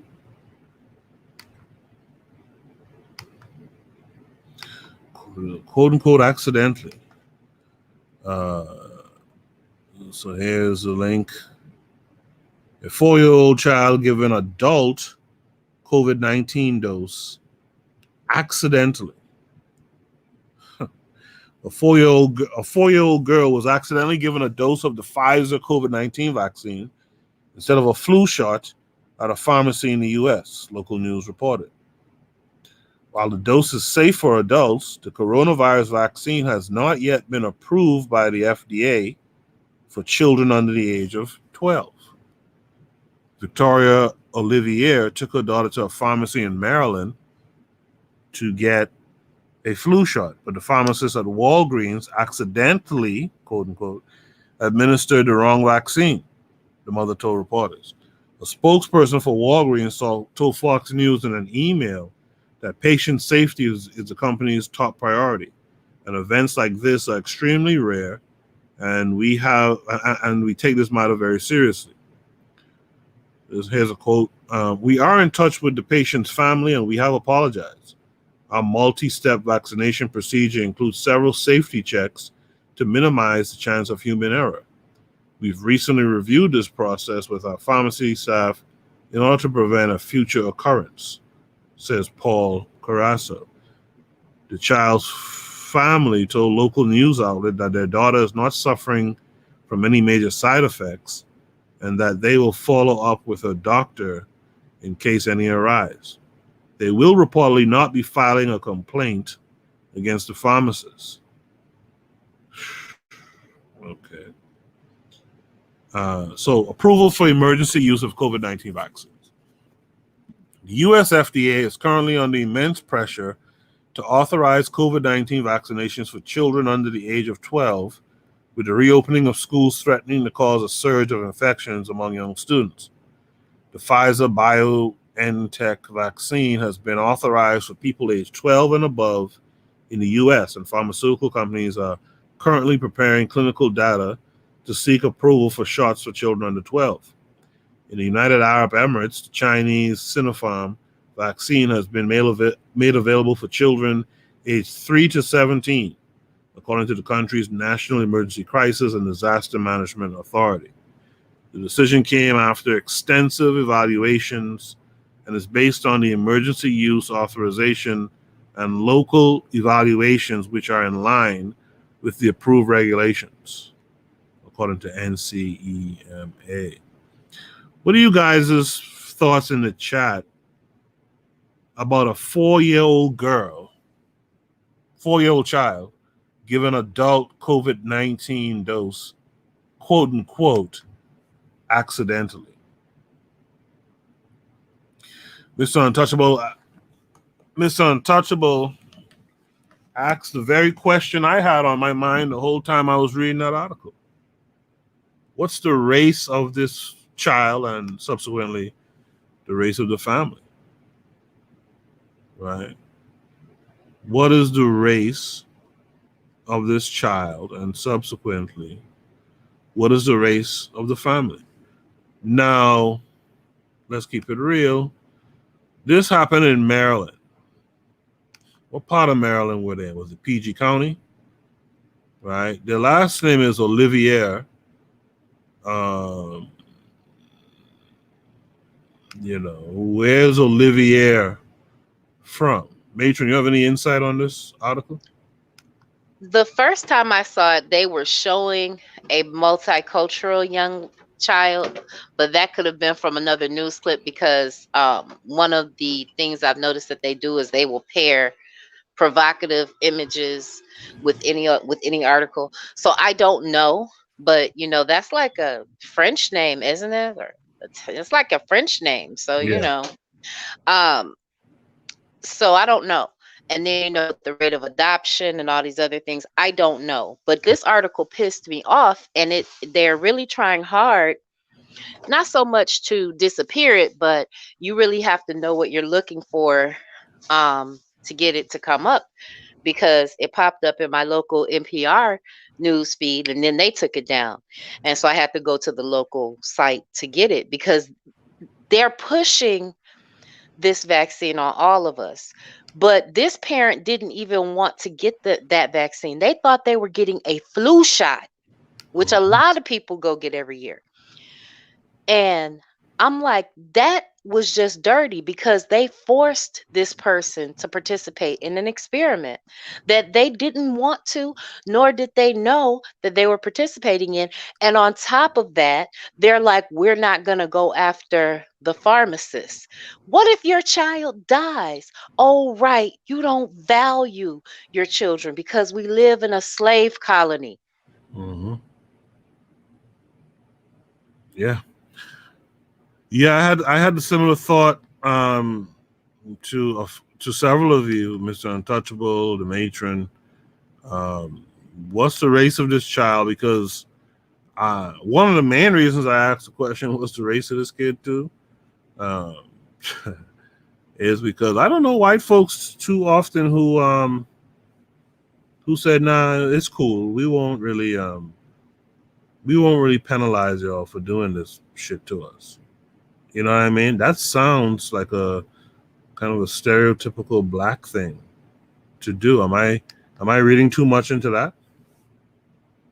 I don't think you are, because as we mentioned earlier, these people gun us down in the streets, and we go about forgiving them.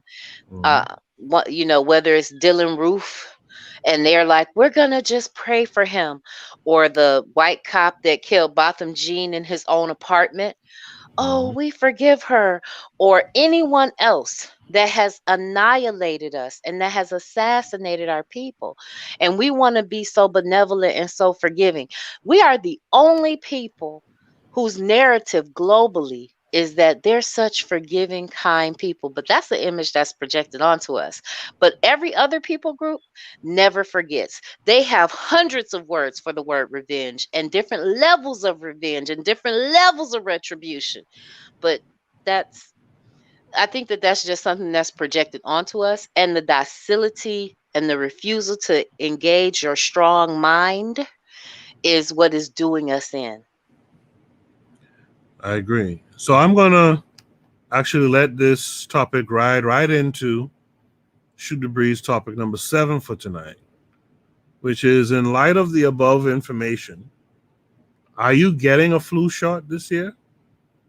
They say you really need one. So that's a question I'm going to put to everyone in the chat right now as well. You guys type, are you getting a flu shot? Yes or no? Right? Are you getting a flu shot? Me personally, I've never taken the flu shot.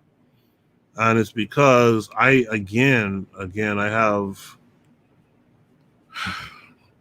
have obvious skepticism about their medical institutions and what they're really trying to do. I'm still pretty young. I don't have major health issues to talk about, to say that I'm in fear of also getting the flu. So I don't really bother with it. I remember being on a job one time, and this white guy supervisor was like, "Did you get your flu shot?" And the smile on this fucker's face just turned me off. I was like, "Nah, I'm cool." I told him, "Nah, I haven't, and I won't." He tried to give me the whole spiel about, well, you should get out of here with that bullshit. Right? In the chat, I see some comments were made. Daily affirmation by Pauline said, "I was warned by my Bahamian mama to never take it, so I have never taken it." Absolutely. Mr. Untouchable says, "I got Sarah C. I good." I hear you, buddy. KW7 says, "I'm not getting any shots. I will take a shot of tequila or something, but this shot I'm not fucking with." Let me see. There's an attached article here. Let me read the article to you guys as well. And by the way, these prompts that have the attached article, these are great, by the way. These are great. So anytime you guys post a Shoot the Breeze topic on the Discord, feel free to add an article to it. So it gives us a little bit more context in the discussion. So this article says, "Do you need a flu shot if you got a COVID shot? The viruses that cause the flu and COVID-19 are different. Here's what you should know. All of the social distancing, mask wearing, and hand washing we did in 2020 paid off by way of a remarkably mild flu season last year, calling the flu activity for the 2020-21 season unusually low, despite high levels of testing for it. The U.S. Centers for Disease Control and Prevention reported substantially fewer cases of the flu last year compared to previous years. That's great news because we watered off what experts feared could be a twindemic of coronavirus and influenza, a virus that can be very serious for some people, including young children, older adults, and people with certain health conditions such as asthma and heart disease. But what does that mean for this year?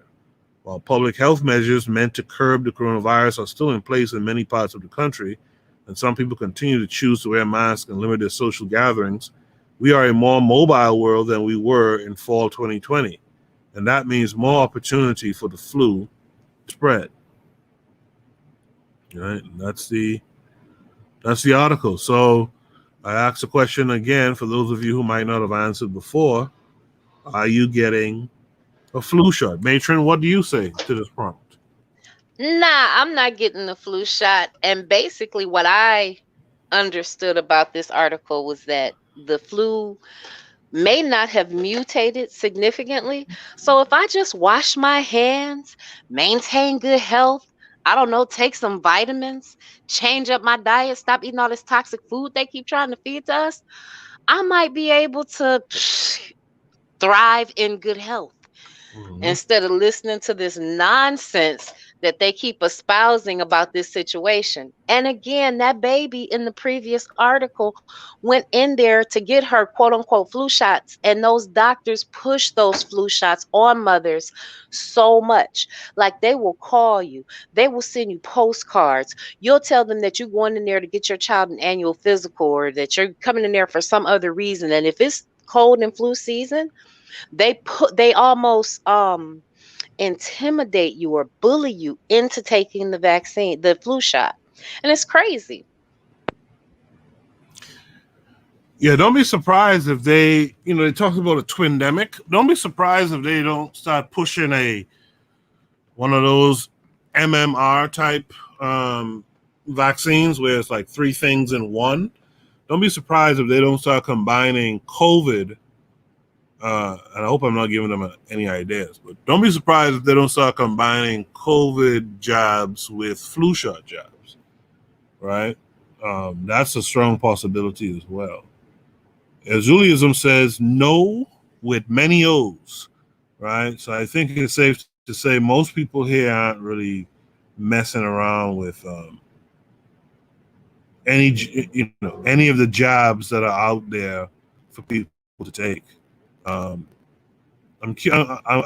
I was curious to see if anyone at all actually takes a regular flu shot. Like, nah, I'm cool. Like, why would I do it? But there's no opposing voices here. So what I'll do is I will go to the next prompt. You know, as you can see tonight, we had quite a few prompts tonight, which was good. I'm going to move on to the next prompt, though. If you guys want to say anything about any of the two recent prompts, just type the numbers 6 or 7 for the last two prompts. All right, about COVID shot on a 4-year-old, or which is number 6, or getting the flu shot, which is number 7. You guys can comment to that. Don't wait till an hour from now to comment on it. Matron, you want to say something? I guess not. Coach Pete says, yes, that's what they are doing already. So they are combining flu shot with COVID. Coach Pete, just to be clear, they are combining COVID shots with flu shots already? Janelle says, I will not get the flu shot. That's interesting. Right. I like what Mr. Untouchable said because I know exactly what he's talking about. I got Sarah C. I good.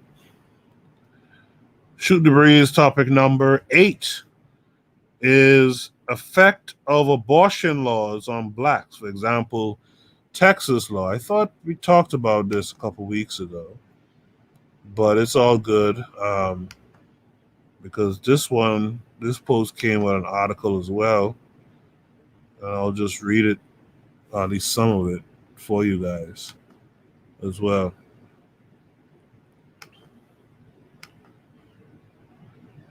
Again, I want to thank you guys for tuning in tonight. Always a pleasure to do the Saturday Night Shoot the Breeze because it's just a nice time to sit back and discuss what's going on around us. You know, it can be lighthearted as we want it to be. It can be as fun as we want it to be. So I appreciate you guys for being here. For you guys lurking in the background who aren't saying anything in the chat, who are not jumping on, I want to say shout out to you guys too. And I hope that you guys are hitting and have hit the like button on this video. Make sure let's have the similar number of likes to views, all right? So this article, Texas's new abortion law will harm people of color, further entrench racist policies. In fact, I may have attached this article. Texas's new abortion law, SB 8, imposes restrictions on women's reproductive rights that will intensify the flaws in the state's healthcare system and further compound racial disparities in maternal health. It has no place in an equitable health system. To fully grasp the damage the law will do to Black and brown people of childbearing age and their offspring, it is important to understand that the state's healthcare system has been failing them for years. Long before SB 8's passage, Black infants in Texas were twice as likely as white infants to die before their first birthday. While Texas does not report deaths among new mothers by race, we know the national Black maternal mortality rate was 44 deaths per 100,000 live births in 2019 compared to a rate of 17.9 white deaths. There is every reason to expect this pattern holds in Texas, where overall maternal mortality is higher than the national average. And as an overall indicator of the inequity of the Texas healthcare system, in 2018, Black people in Texas were almost twice as likely as whites to die of preventable conditions because they did not get the health care they needed. Texas still has not expanded Medicaid eligibility rules, further predisposing low-income women to inequalities in healthcare coverage and access to contraception and delays in basic preventative care that impact health outcomes. It is not hard to see how SB 8 will exacerbate the system's existing failures. afflicted for centuries by poverty and discrimination, lacking access to reproductive health services, Black women in Texas have been more likely to experience unintended pregnancies. The result is that abortion is assessed more commonly among Black women. Unplanned pregnancies are associated with higher rates of maternal mortality, prematurity, and infant mortality. SB 8 will therefore compound the long-term damage of racism in the Texas healthcare system, disproportionately injuring Black mothers and their children. This is how systemic racism works. Directly or indirectly, explicitly or not, it results in policies or institutional structures that hurt Black and brown people, perpetuating and increasing inequalities that began with the importation of Black people to America as slaves in 1619 and persist to this day. By the way, isn't To This Day fighting tonight? Any discussion of the racial implications of SB 8 must also consider its sanctioning and rewarding private citizens to enforce the law. That's a problem. This conjures chilling memories of the Fugitive Slave Act that used vigilantism to preserve slavery in the Jim Crow era, during which gangs of private white citizens routinely beat and murdered Black people for alleged crimes. Reversing the systemic racism of SB 8 will require legal and policy interventions to make constitutionally protected abortion services equitably available. If the courts fail to rein in the law, other similar state laws will likely follow. Should this happen, it will likely fall on the federal government to make certain such services are available and affordable outside their states. Throughout our history, policies and laws have exacerbated racial inequalities and entrenched the impacts of systemic racism in our healthcare system and beyond. Dependent reconciliation legislation is a potentially historic reversal of this pattern. It proposes significant investments in maternal health equity, generous postpartum care, early childhood education, access to health insurance, along with other social services that would help reverse the health effects of more than 400 years of systemic racism that daily victimize Black Americans. What are you guys' thoughts on that article as it relates to the effect of the abortion laws on Black folks, for example, in Texas right now? Matron, you have anything you want to say about that? Break the barrel. Because, okay, like, check it out. So you're trying to get a system that qualified you as 3/5 of a human being, right? To create and enforce laws and rights for you about you when you're not going back to adjust the original wrong. There is nothing within the confines of the system that you can do. They're talking about using additional legislation to change their prevailing narrative. And that just doesn't make sense. If I tell you I don't like strawberry ice cream, right? In no way will you ever come to my house and find strawberry ice cream. You might find strawberry shortcake, but you won't find strawberry ice cream. And you might not even find strawberry shortcake. You might find some version of chocolate or vanilla or butter pecan or butter brickle. It's like, what makes people think that trying to augment laws is going to help? I don't see that as a viable option. We're talking about reproductive health when we talked a few days ago about the fact that we've had over 20 million abortions in our community over the past 30 years. And then we're talking about how many stillborn babies we had, how many babies didn't make it to their first year. So if we are looking at trying to create a more equitable system, we need a new system, because this one is inherently not fair to us. They're not going to sit here and say you can have these you can have these healthy reproductive rights, because that's code word for abortions. You can have healthy and state-funded ways, state-sponsored ways to eradicate your fertility, to kill your children, to get contraception, and we're going to help you with that. That's what reproductive rights are. So I don't I don't readily see or understand why people don't decide to break the barrel. That's just how I feel about it. I agree. I don't think there's anything else left to add to that. The chat is pretty quiet on this topic. What happened? Y'all afraid to talk about it? What do you guys in the chat think about this topic and about the article that I just read? They victims of toxic femininity. It's okay, Koku. It's okay.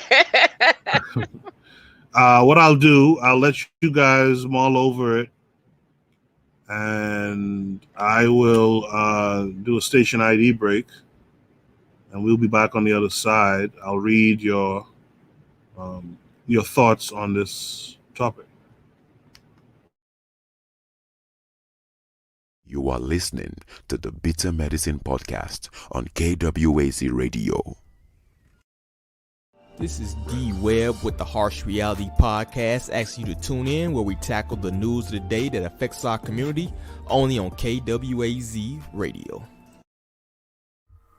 Peace, family. This is Oni, inviting you to listen to the pro-black perspective, where black problems are addressed with black solutions. Greetings, fam. Tune in to The Learning Curve with me, the Revolutionary Matron on KWAZ Radio. You are listening to the Bitter Medicine Podcast on KWAZ Radio. All right, y'all, we're back. Thank you for tuning in to the Bitter Medicine Podcast on a Saturday night Shoot the Breeze episode. I appreciate all of you guys, and special thanks to the matron, the revolutionary matron at that, from the Learning Curve podcast, also on KWAZ Radio, for joining me tonight and actually providing many of the prompts that we've discussed earlier tonight. Mr. Untouchable says, what did he say again? Mr. Untouchable says, not my issue, bro, but I'm pro-life, right? And Chaka says, my bad, trying to find a link to this fight. What we talking about? Well, right now we're talking about the effect of abortion laws on blacks. For example, those laws that went into effect in Texas not too long ago. If I wasn't doing the show, Chaka, I would have said, send me that link too, man. But I'm doing the show, so I can't do two things at once. But I'd like to see if to this day, knocks that white boy out this day, you know. Let's go to Shoot the Breeze topic number 9 tonight, which I found really interesting. Let me just copy paste it for you guys. Well, Shabaga E is here, y'all. Shabaga E is here. So here's this funny thing I noticed. I want to be open with y'all and share this. I noticed that for those of us who like podcasts, myself, the Revolutionary Matron, I noticed that if we don't say, hey, make sure like the video, most folks wouldn't like the video. And with Shoot the Breeze, I noticed until I say like, hey, well, it looks like the chat is dead and anyone's saying that, then people start to say something. Don't get me wrong, I appreciate all of you when you say something. But it's a funny thing that I noticed, like folks have to be prompted to act sometimes, or oftentimes, I should say. KW Don 7 says, I am pro-life. Uruguay's trying to save themselves. We should be doing the same, absolutely. Shabagi E says, no Kemetic or African person should take the jab. Okay, he's back on the jab. I want you guys to check out the Earth Center of Ma'anu, America's on Google or YouTube. So check out the Earth Center of, in parentheses, Ma'anu, America's on Google or YouTube. So you guys should check that out. He says they should expose you the secret of the continent when she would initiate. When she would initiate it. All right. I'm not sure what Shabagi means there.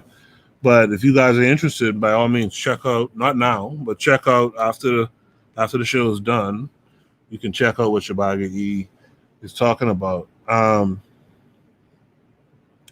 Janelle says, I like the video before watching. I like Janelle. Janelle is my type of person. You know, I like Derico Cooper Photography, who I think was here earlier tonight. Like he says, show your attendance on the way in.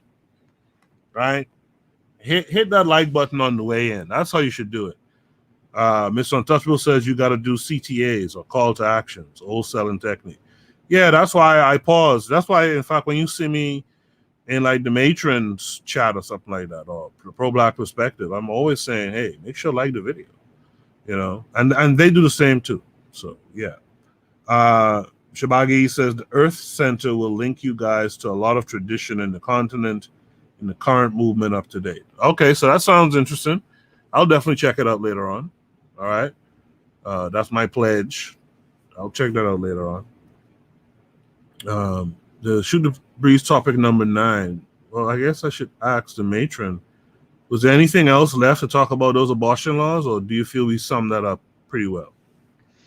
The only other thing is that I don't know if you remember when we were talking last time about those abortion laws, that there's actually an African American woman using Adinkra symbols. I don't know if you mentioned that to fight for African women's reproductive rights in that area, buying billboards and stuff. Magi Commander pointed that out to us. And the insidiousness of it, because they're using an African woman, all of them with alternative lifestyle challenges, right, to destroy African people. They will always use people that look like us to make an attempt to destroy us. Well said. Well said. That's the trick the devil always plays, right? They will use someone like us. I mean, it happened with the Tuskegee experiments too. That nurse, I forgot her name now, but she was big in getting folks to come and receive those false treatments. They used it with the pandemic. They had Kizmikia, whatever her name is, Dr. Kizmikia, something out there. We got to be very careful of these folks who when they serve you someone, my advice, don't fuck with them.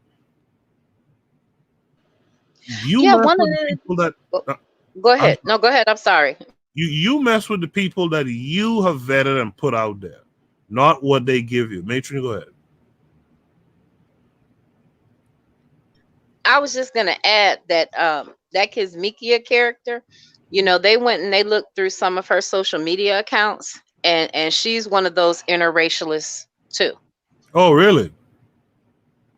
Huh. I didn't know that, but I'm not surprised. It always seems, especially with black women, actually, not even especially, black men and black women, when you see them pushing those folks, they're usually some kind of misogynist. And that's just the bottom line. So I put up the Shoot the Breeze topic number 9. Right? Shoot the Breeze topic number 9 says shocking. Slavery petitions circulating in schools in Missouri. Right? Slavery petitions.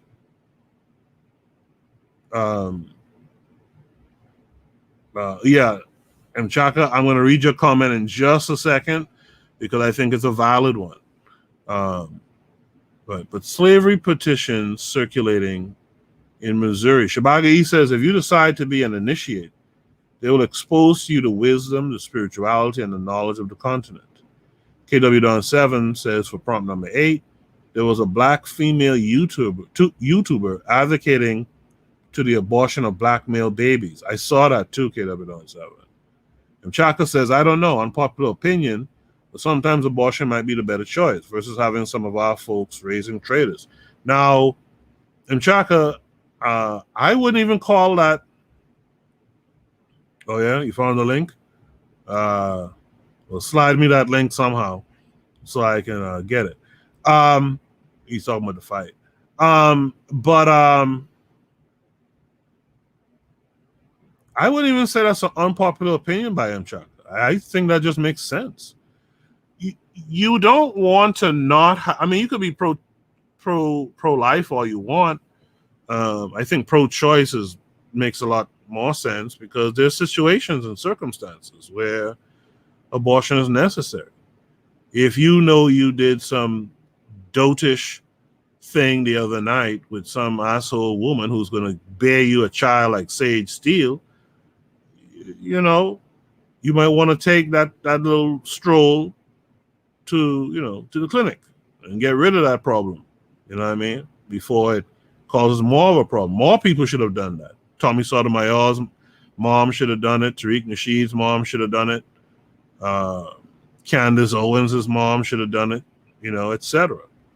Mr.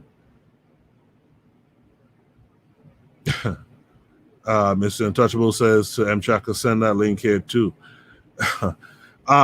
So now we're on this prompt number 9. Talking about shocking slavery petitions circulating in schools in Missouri. I'll be honest with you, not very shocking to me.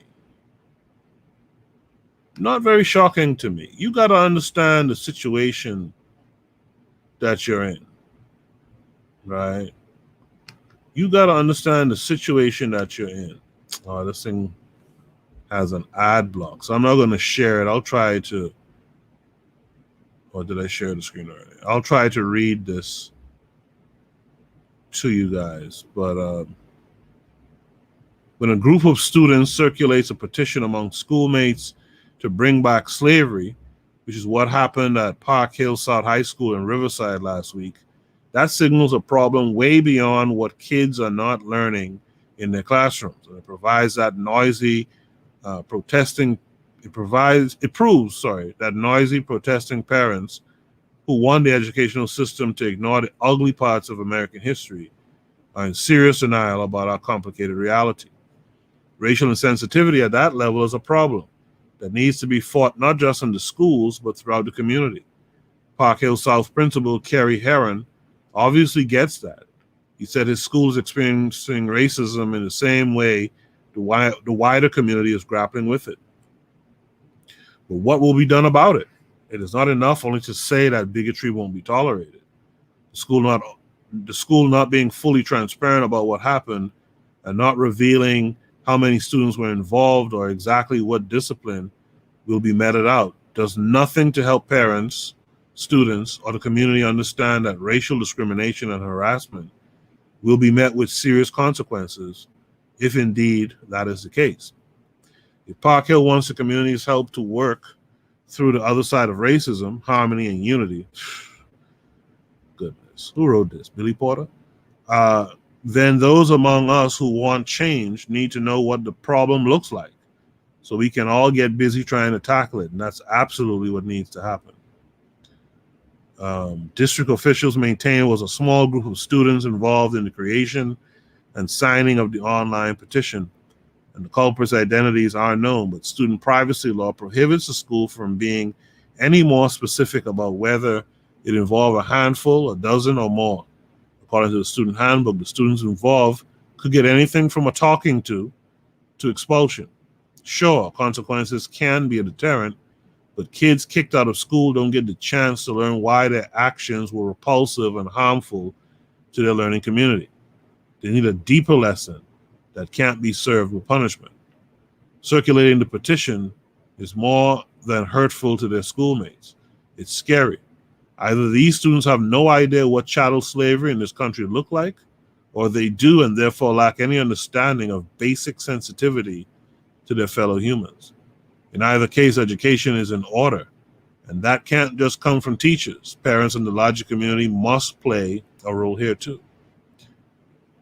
Since 2015, the district, where about 66% of the students are white, has been training teachers and staff in cultural competency and to create classrooms that are culturally responsive so that all students feel safe, said Nicole Kirby, Park Hill's spokeswoman. Matron, after hearing me read that bullshit, what do you have to say? Okay.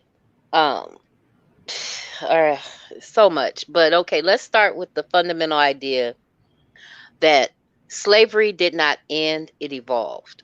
Let's start there, right? Because wage labor is really a form of slavery. It's urban slavery where you get to pick and decide which master you pay, which feudal lord you rent or lease the land from, but you don't own anything. Now, with regard to what these children are doing, they're being taught these other principles in the home. So we're failing our kids. You know what I mean?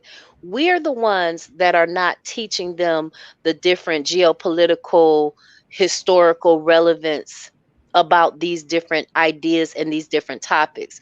We have been made docile. Uh, Oni Tase, when he was on my show the other day, he said the docility minister or your local Christian preacher, you know, coming around, giving you doses of docility week in and week out, 2-3 times a week to keep you docile so that you don't think about starting your own business. You don't think about owning your intellectual property.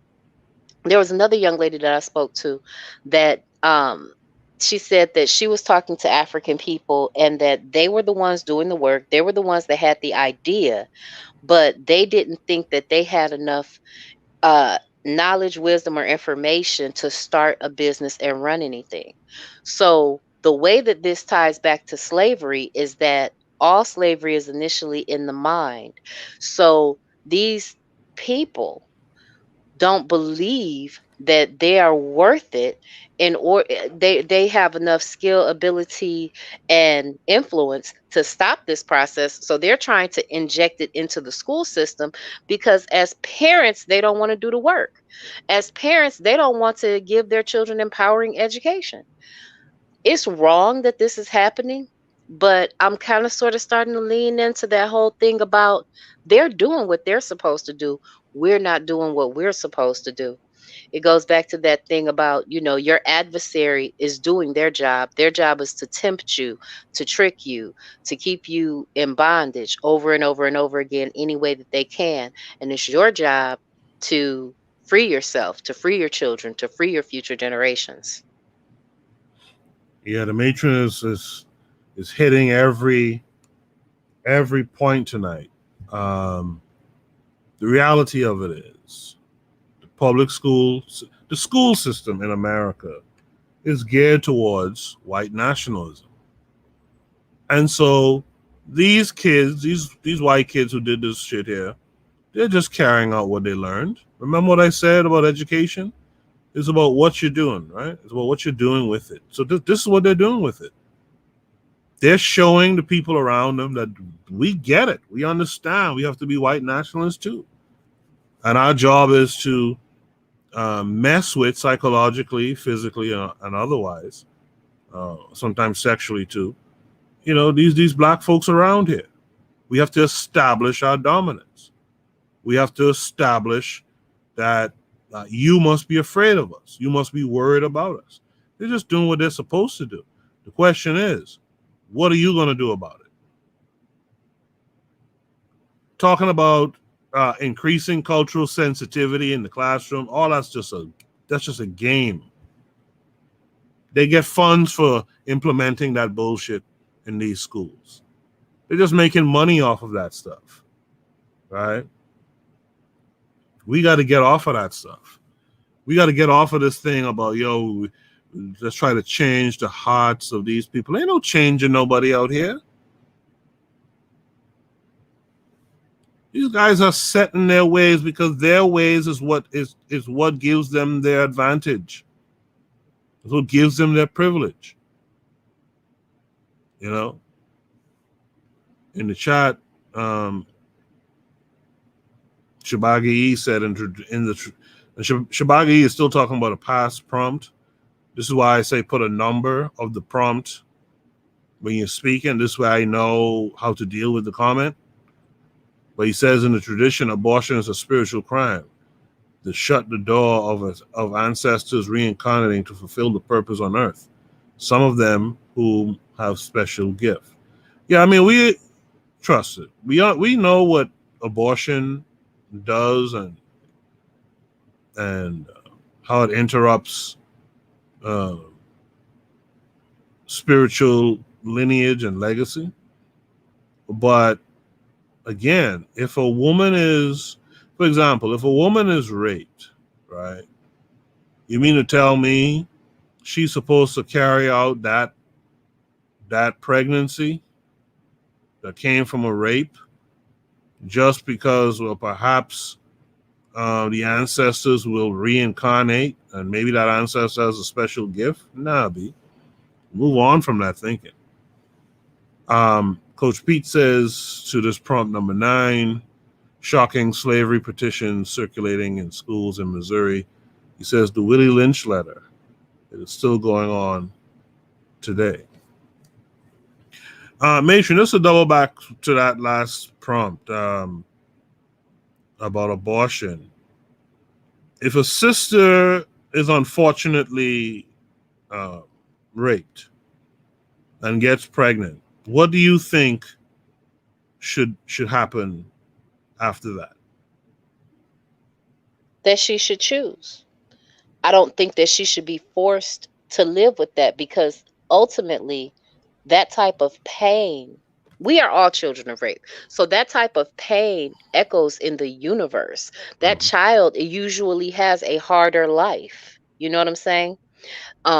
There are lots of children of rape and incest, and they were sent off to Catholic schools, okay? And they're buried underneath those buildings to this day. So she should be given the choice about what she wants to do with that particular process, because that's a violent process. That's about power. And when we were reading through the Code Noir, right, the Black codes from France, they were saying that, like, women who had children out of wedlock at that time got turned back over to the state hospital, and they could never be manumitted, right? So having a child historically, right, in this part of the world was something that ensured your continued enslavement, especially if it was, you you and your master, you and your white planter, having a child. So I think that she should be given the choice about what she wants to do. That's too great a that's too great a burden to ask anyone, or to legally require someone to bear. Zuliism says, well, did you kill the rapist? Why is it okay to kill the baby? What I'll say to that is this. No one's saying that it's okay, but why should, like the matron said, why shouldn't someone have a choice, right, to follow through with, something that heavy, right? But the question, did you kill the rapist? Who's you? Who's the you in that statement? And if you didn't kill the rapist, for example, does that, actually, if you did kill the rapist, does that make your journey in this pregnancy, any easier? Matron, you have any thought on that? It doesn't make the journey any easier, because rape could be a stranger, or rape could be your family member. Yeah. Maya Angelou wrote a whole book about, some of those processes. The Color Purple demonstrates some of those situations. So, to ask, did you kill the rapist? Are we talking about you as a society? I mean, that would be great. That would be nice. But are we talking about us as a society? Or are we talking about, did that woman who has been violated rise up and do that? I don't think that I think that we need to have more punishments for that crime, but I don't think that it's reasonable to say that the life of the child and the life of the rapist have equivocal value in that same way, and that killing one or the other is a substitute, for that that particular act of violence that has happened. I think the woman should choose. Some women may feel like, this is what it is and this is what I'm supposed to do, and they're at peace with the process. Some women never recover from that process. And I don't think that it's okay to legislate that she be put in a position that she has to do this. I am staunchly pro-choice, but I prefer life. And I think that that should be an option for people, you know.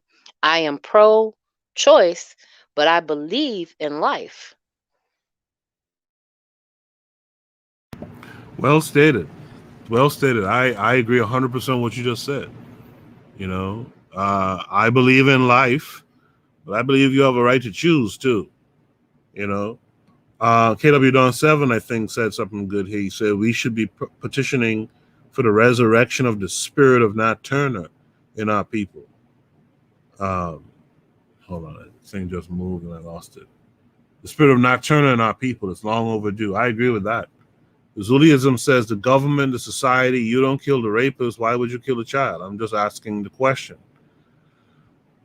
Mr. Untouchable says, Zuli, there are too many nuances to that situation.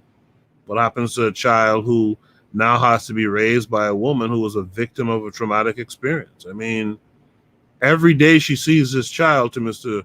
Untouchable's point, every day she sees this child, she was reminded of how the child came to be. At the end of the day, it really is a woman's body. It's her choice, and we should just respect that. But she should have the option, is my final take on that. She should have the option. Whether the rapist is caught, whether the rapist is harmed or not, she still should have that option. Matron, you have the final word on this problem. The only other thing that I have to say about abortion is that abortion is not birth control, right? Mm-hmm. And I think that we get confused and we get hyper emotional because everybody knows somebody that abuses the law. Everybody knows somebody or has heard a story about someone that is using abortion as birth control, and they're just flushing African lives down the toilet because they don't have any respect for it. Mm-hmm. So that's someone that has other issues, and I do not agree with that. And I do think, and this might be cruel, but I do think that if you live a life as such that you going out and you're having these relations with your boyfriend or for money or whatever transaction you're doing, and you wind up pregnant, okay, once is a mistake, but twice is on purpose. And that baby, in that instance, right? I think that there needs to be some type of situation, and the nuance of that process, right, is something that we can't legislate. So we have to do the thing that would do the most good for the most Africans, and we have to recognize that people that are making the decision to use abortion as birth control or man control or body shape control, whatever other people are out there that are sick people that are having abortions, right? That we need to let them do that, and we need to offer them sterilization options. Like Mchaka said, not everybody needs to be a parent. Not everybody needs, just because they can create life doesn't mean that they need to create life. Well said. I'll say this. Zuliism said that's an oxymoron. You can't be pro-life and pro-choice at the same time. That's an oxymoron, with all due respect, because these white people tell you it's an oxymoron. Africans, I did a paper, and it's a shame I can't remember the title of the episode now, but I did a reading where we were talking. At one time, we were doing a side-by-side comparison of these Europeans or these Eurasians versus Africans. And one of the things that the paper points out is that Africans understand contradiction, in that life is complicated. So to say that, for me saying I'm about life, right, especially African life ultimately, but I know that there's instances where a serious choice has to be made. The matron was just talking about something interesting because I saw a meme. I think I posted it on Facebook a little while ago, maybe a week or two, and it was a seemingly a black woman saying something along the lines of, "I knew I had a toxic relationship. No, I knew God was toxic when every time I would send him back a child, he will send me another one." You see that fuckery right there? That's a problem. Because she's hinting at using abortion as birth control. That's a problem. Abortion shouldn't be used for birth control, right? There's other methods to avoid getting someone pregnant. Like I told a young lady the other day, if you see someone walking around out here pregnant, they want to be pregnant. There's all sorts of mechanisms and stratagems and ways to avoid getting someone pregnant. So when I say I'm about life first, that's absolutely true. But I understand that there's nuance to life. There's some unexpected things that occur. And you should have, as a woman, you should have that opportunity to make the choice. Now, if you're doing what that woman in the meme I was talking about did, where she's just having abortions back to back to back, or just to prevent being pregnant, she's absolutely wrong. You see, Mchaka is echoing what I'm saying right now. Mchaka says there are dozens of different types of birth control.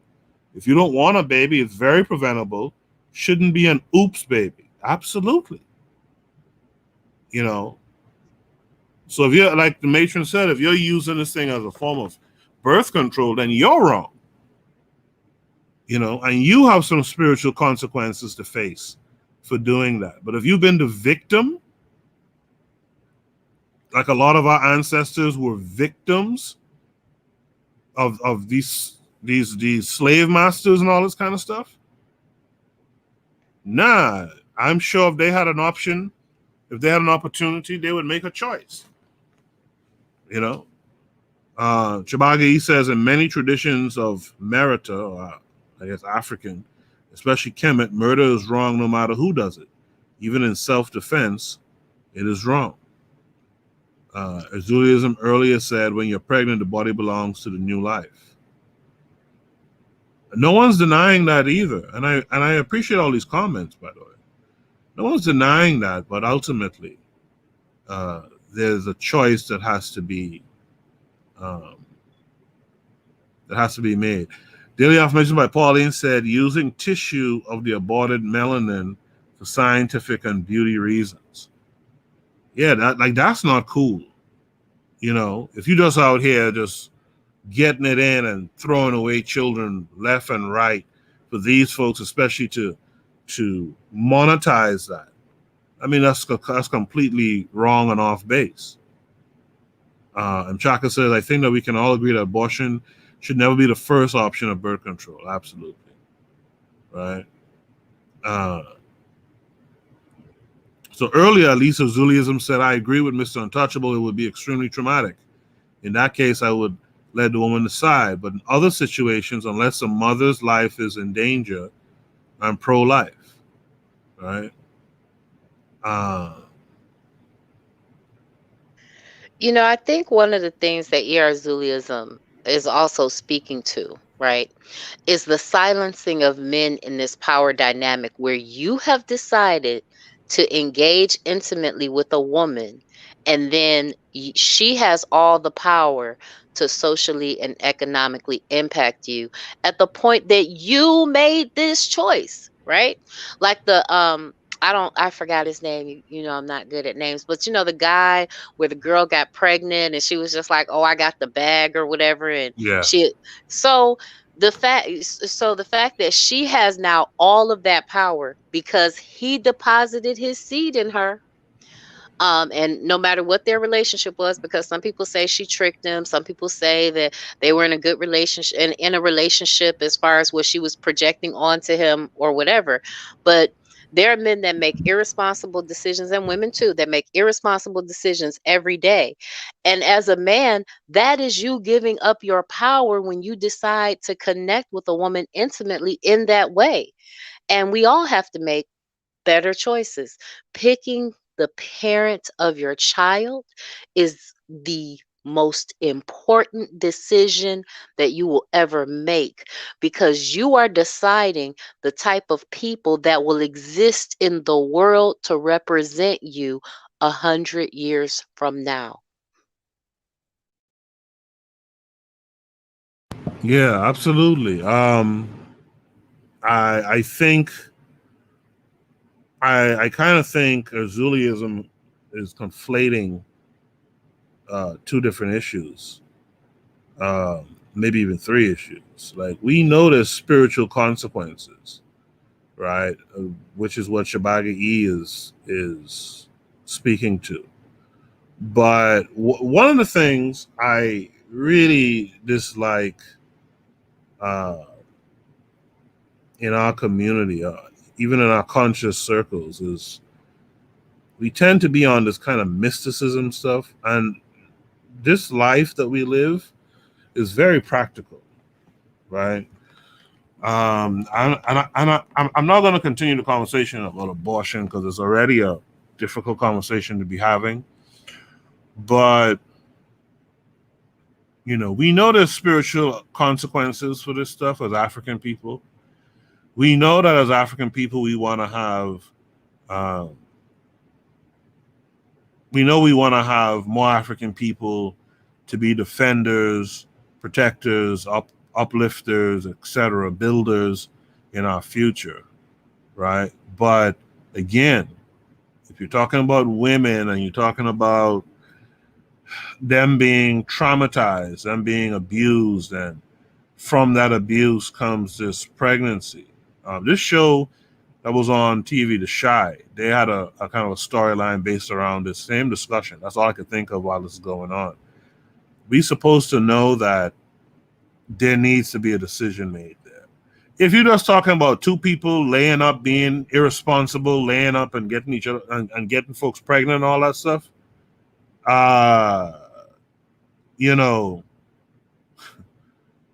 of course we are not pushing abortion in those kind of cases. And Mr. Untouchable is correct here. We in the weeds with this issue, man. Like, we really are in the weeds, and it's because folks want to go off on these tangents about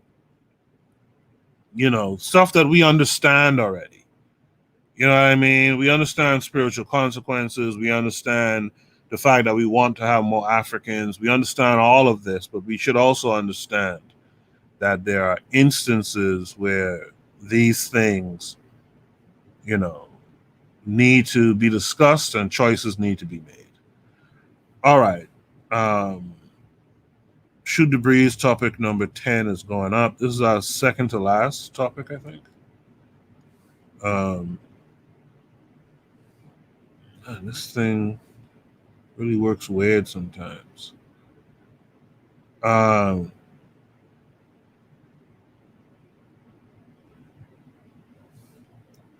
Matron, can you still hear me? Yeah, I can hear you. Okay, this thing is telling me it's having trouble connecting. The app is having trouble connecting. Did it excuse me, do you have the little Wi-Fi signal up in the upper left-hand corner? No. You shouldn't see it. So go to your topic. I don't know if you typed it in already or if you are typing it in now, but you should be able to just switch over. Sometimes you have to ignore it, like YouTube, and sometimes the bandwidth for me gets weird. Okay. If you guys can still hear me, type 1 in the chat if you can hear me. I don't know why it's doing that. You guys type 1 in the chat if you can hear me. But that escapism thing that we talk about, like even us talking about this very sensitive topic, right, is a form of escapism, because there are some practical things, right, that we know and understand, like you were saying about the nuances of this situation. And we know that, we know that all of life is nuance. And we have to get to the point where we're making more adult decisions. When these people saw us living our best life, farming and enjoying life and having a simpler existence than they did, we didn't fight with the land. We worked in harmony with the land, right? They came and said, we must be children. And they decided that it was going to be their job to give us their civilization, which disrupted several things in our natural processes. So thank you for that, Matron. So the next topic is up. Topic number 10. It says thoughts on Facebook, Instagram being disabled due to a whistleblower or an experiment or some other reason. All right, so we're moving on to topic number 10, right? What are the thoughts on Facebook, Instagram, WhatsApp being disabled due to, was it disabled due to a whistleblower or an experiment or some other reason? Matron, do you have any idea about this prompt? None at all. And I really don't care, but I don't have any idea at all. I do know that I've had several friends that have been talking about the fact that now that there are more opportunities to connect people globally, that opportunity to connect struggles and different challenges and to connect different experiences internationally in a way, at a speed that wasn't available historically, that they're trying to control that flow of information, like those continentals that we spoke to, that had just simply been miseducated. And as I went to do basic research about it, I realized that they're teaching them at high school and college levels out of the Encyclopedia Britannica. That's why they have those ideas, because much of what they said was from the Encyclopedia Britannica. And when you're teaching people deep issues that are nuanced based on an encyclopedia written for children, you have problems. So I don't have any big thoughts about, the outage and why it happened and things like that. We just need to connect, institutionalize, and build. So what the matron said is absolutely correct, and it's along the lines of what I was going to say about this prompt. I mean, if you want to know technically what happened, what basically happened is, so Facebook is essentially like a website, right? It exists on a computer somewhere, or a computer server somewhere. And what happens is, so there's two aspects to this website. You have the domain name that you can type in, which is facebook.com, for example, or there's an IP address attached to the computers that Facebook calls its Facebook servers. And what happens is, usually when there's a shutdown, there's this error that comes up, and I'm sure you guys have seen it on your own computers at home when there's no internet. There's a DNS error or something, domain name system error.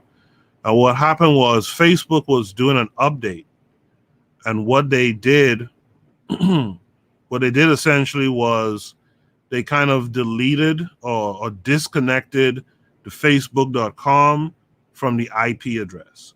And so it appeared to the internet that Facebook didn't even exist, right? And so that's why it was down. Some engineer made the mistake while trying to create an update for Facebook. And so that's basically what happened. The thing that I think we need to take from it, though, especially, remember at the start of the year, I talked about abundance, right? Go out there and work to get, to build your business or, whatever it is, and understand that just having a Facebook page, which I see a lot of Black folks doing in business, you just have a Facebook page, as opposed to having your own website, that's a big issue, right? So as you can see, Facebook can shut down, and if you're only on Facebook, no one will know your presence. And as it is, a lot of people don't know your presence on Facebook as it is, right? A lot of people choose Facebook because it's easier and cheaper, but understand that you have those built-in limitations. A lot of people think, well, Facebook is a big platform. I could get a lot of traffic to my page. Take it from someone who has a page for their podcast on Facebook. You don't really get a whole bunch of traffic coming through there, right? And that's because they built in these limitations. So you might be thinking, oh man, I can get exposed to millions upon millions of people on Facebook here. That's not really what's going to happen, right? Facebook is friendly to mobile, but nowadays you can create apps for your websites. This is something that we're working on right now at KWAZ Radio. So the idea is that have your own independence, separate from a Facebook, an Instagram, and whatnot. I know a lot of them Instagram models didn't eat that whole afternoon, right? Because they ain't got no websites per se to direct people to get the quote unquote bookings done. So I think that's one of the important things we got to take from the shutdown that happened. We have to take in consideration what the matron said earlier, which is very true. But that's the thing I took from it. Start to work on your own platforms as Black folks, as the Black community, as the global Black community. Work on your own platform so that when their shit goes down, we can still communicate. If you're in business, say you have a podcast or you have a brick and mortar store or some online store, something like that, say t-shirt store, make sure that you have your own site up so that regardless of what happens with their stuff, you still have your site to fall back on. So in the chat, Mr. Untouchable says, I'm glad it happened. The human mind will automatically look for solutions when a problem is created.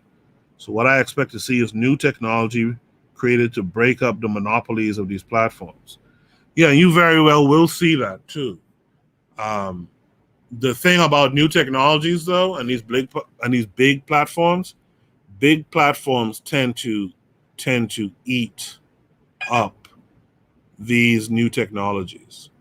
I remember when the first generation of the Kindle, I'm trying to think of the second name, but it was actually just a Kindle. When the first Kindle came out, dope stuff.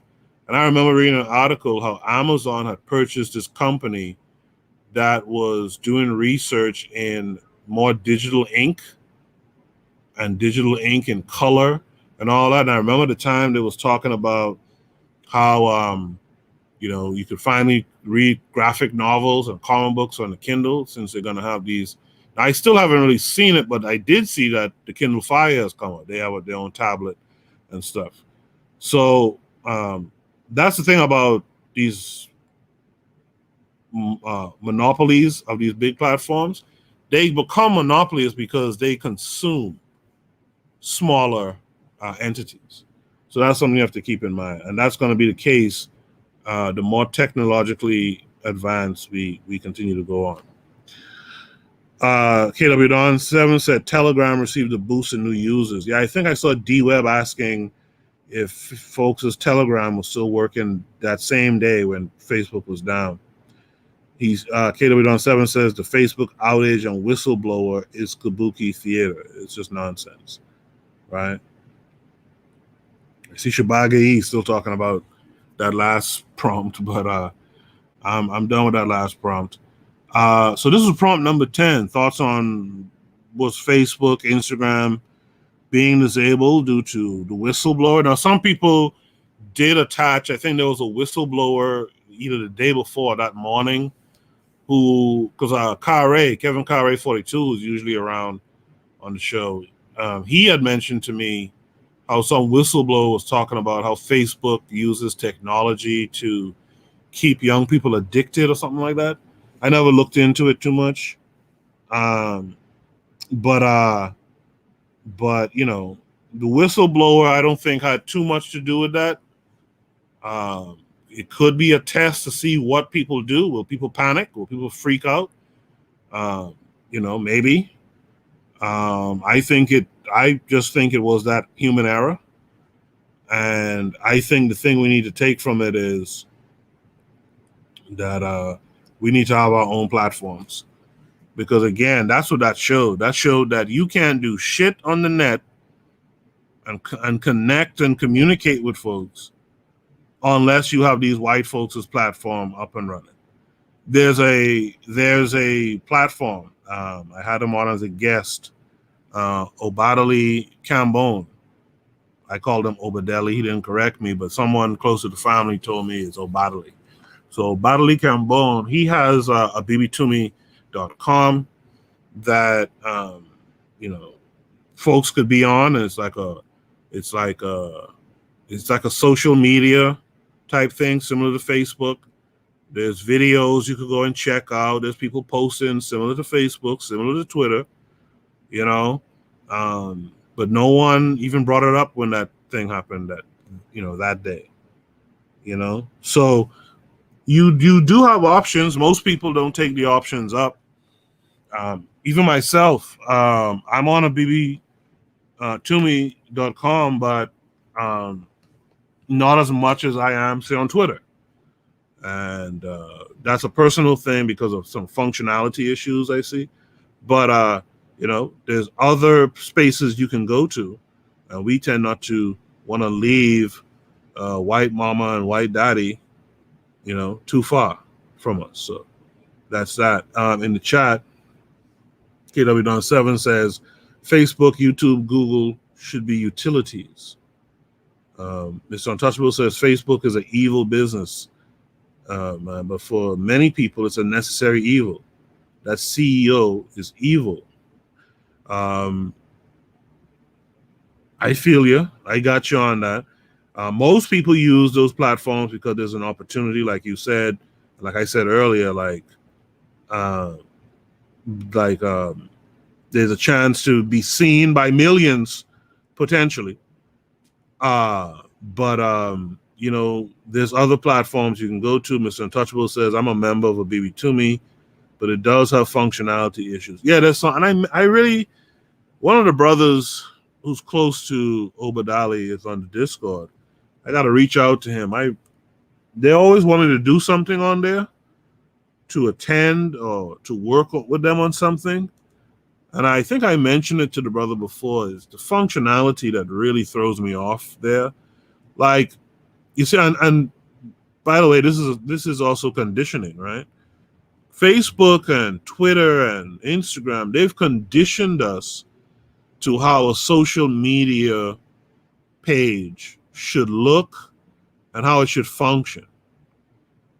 And because a bbtumi doesn't have the same functionality, it causes some problems. Trying to set up a presence on there,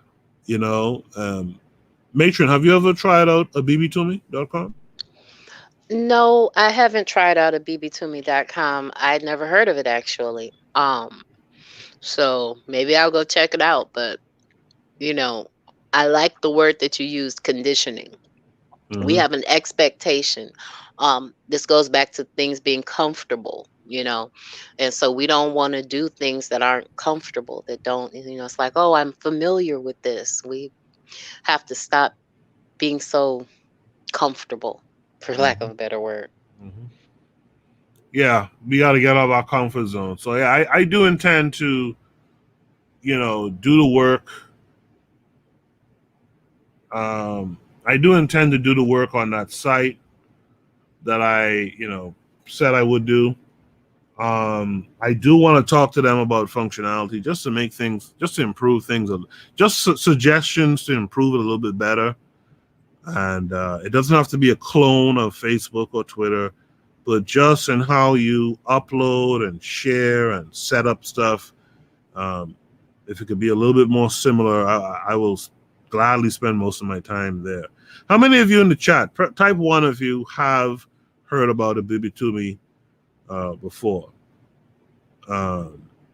Untouchable says Obadali is a genius, but he's not a technocrat. I would agree with that. The technology guys for him, because Obadali is over in Ghana, and his technology people are like here in New Jersey. The brother who's a part of that group, who's on the Discord, he's somewhere like in Spain, I want to say. You know, so I got to reach out to that brother. But the tech guy is who I want to really hit up and talk to. And I want to have Obadali on again on the show, because there was some technical difficulties the time I interviewed him. I would like to, I would like to have him come on. Every time I look at the matron's, what do you call it, avatar, I think about Obadali, because he was talking about the fact that the map that we're all accustomed to, that we've been indoctrinated to think is the actual map, how it really is, the world is really upside down, where north is what we know as north is really south, etc., etc. So I see that, and I think about that. And I've actually also been doing some research on the Dogon for this book I'm working on. And the Dogon also talk about the fact that the world, the orientation of the world is different to what these Europeans are telling you. Matron, did you choose that avatar with that in mind? Yes, and it actually goes back to something that is unlocked for me, because I tell y'all all the time I got this Judeo-Christian background. The Christian Bible says that they were the people, Christians were the people that turned the world upside down. Mm-hmm. We look at that metaphorically, allegorically. We always trying to, there are some allegories in there. There are some metaphors. There's a lot of stories and fables in there. But I was like, well, wait a minute. What did they think of as Upper Egypt and Lower Egypt? How did they perceive the world? What was the last vestige of colonialism? How long did it take them to break through to the Congo and to really complete and totally defeat many areas in the continent? I don't think that was done until the 19th century. Like, it was some fighting men there at in what we call Lower Africa, or what's really Upper Africa, where the Sudan is and things like that. And yes, that is exactly what that's from. That's exactly what it's meant to do. I'm glad that it's thought-provoking and that it inspires you to see the world that way, because we got to be the people to turn the world right side up. Yeah, absolutely. Absolutely. So if you guys have any last thoughts on that prompt, by all means, please drop some comments. And in the meantime, what I want to do, I see KW Don 7 is aware of Abibitumi. How many of you are actually on Abibitumi? Type 1 if you're on Abibitumi. Type 2 if you're not. And it also means that you didn't even know about it, right? I want you guys to check out something. KWAZ Radio is trying to build a roster of voices on the network. And we're trying to get more voices from the continent, from the Caribbean, the UK, Central and South America. We're trying to get more voices, letting us know what's going on around the global or the Pan-African world. And so if you know someone, or if you are that someone, you should want to listen to this. Have you ever considered joining KWAZ Radio? Each of our hosts shares their unique perspective with you. You might have a perspective that needs to be shared. If that's true, hit us up at kwaz.radio@gmail.com.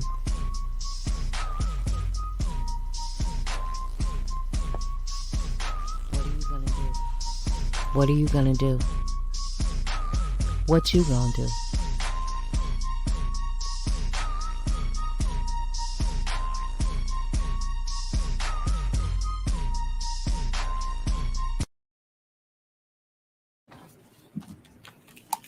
What are you gonna do? Thanks to the Revolutionary Matron for that spot. All right. Matron is laughing. Oh, yes. Hey, nephew. He say, what you gonna do? What you gonna do? Yep. What you gonna do? Yeah, so you guys, again, if you come across people with YouTube channels, especially small platforms, and they're doing interesting work that you think fits in with what I do, what the Revolutionary Matron does, only to say from the pro-black perspective, D Webb and El Miguel from the Harsh Reality Podcast. If you think that you have identified someone, maybe they're talking about African spirituality, maybe they're talking about African economics, or what have you, or they're talking about the struggles on the continent, or the struggles in the Caribbean, etc., have them reach out to KWAZ Radio at kwaz.radio@gmail.com. Mr. Untouchable says, any dibs on the fight tonight? The pugilist in me wants Fury to win, but the Garvey in me wants Wilder to win. That's an interesting take. I just flat out want Wilder to win. It's never a good feeling for me when I see a black person get beat down by a white person. I'm just gonna tell you it straight up. If you remember, Eddie Murphy used to crack that joke about Rocky, how white folks will come out of Rocky grabbing their crotch and think they could beat the world down. That's what I try to avoid. I try to avoid them thinking that they have any kind of superiority over me or anyone around me. But I get it. As a boxing fan, you're pulling for, I guess, the guy who's the better boxer. As a Pan-Africanist, as a Gaviite, you're pulling for the black guy, who is not as good a boxer, but he has a great punch if he lands it. So I got you. Skill, again, I don't, I don't care about the skill so much. If it's a black guy, I'm betting black every time, right? That's just my get down.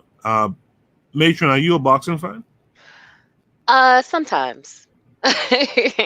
and I'm with you on this. I'm a Garveyite, and I want the black person to beat them down. It only matters, and even that has vestiges of colonization. But I only care when it's like two black people boxing each other. Then I look at skill. Then I look at, ability, points, style, technique.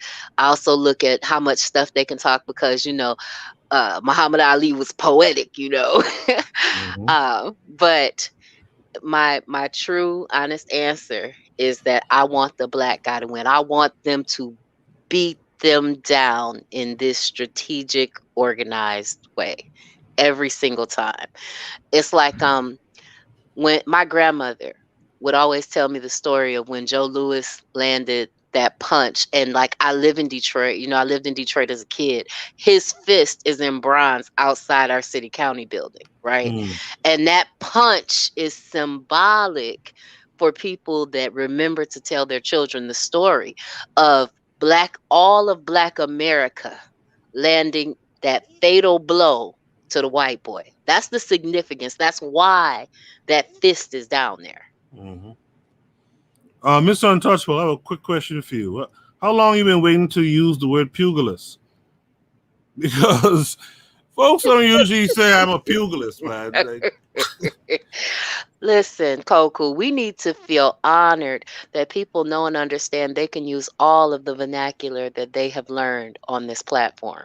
For real. But I'm curious to know how long you had that written down. Hold on. Pugilist. I must find a way to incorporate this in the conversation one day, damn it. One day. And today is your day, huh?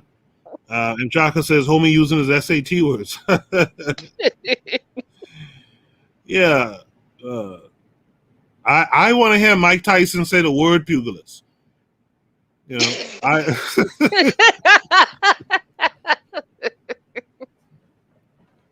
Pugilist. Yeah. It's just in the national. I said the word pugilist, and people thought I was just crazy. Yeah, I want to hear Mike say that shit.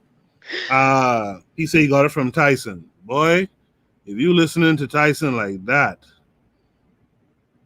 well, KW7 says white males thought Conor McGregor was going to beat Floyd Mayweather, laughing his ass off. Mr. Untouchable says Tommy Hearns was from Detroit. I can't stand if it's a black guy, a black man or woman in something. I'm pulling for that black person all of that. And this is what I said during the Olympics.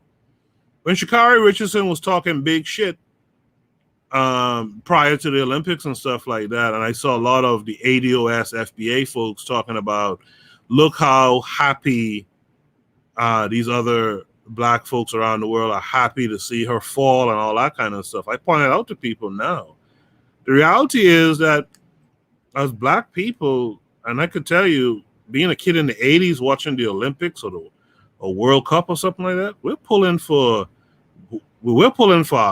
our country, right? So if a Bahamian is in the mix, yeah, I'm pulling for the Bahamian for sure. If a Bahamian ain't there and there's a Jamaican or St. Vincent or Trinidadian or something, then I'm pulling for them next. If it's none of them and then there's a black American, I'm absolutely pulling for the black American. If there's an African, I'm pulling for the African. That's just what it is. So I don't care. I mean, much respect to you being a pugilist and all, but I want to see my boy to this day knock this white boy out. Matron, you had anything else to add there?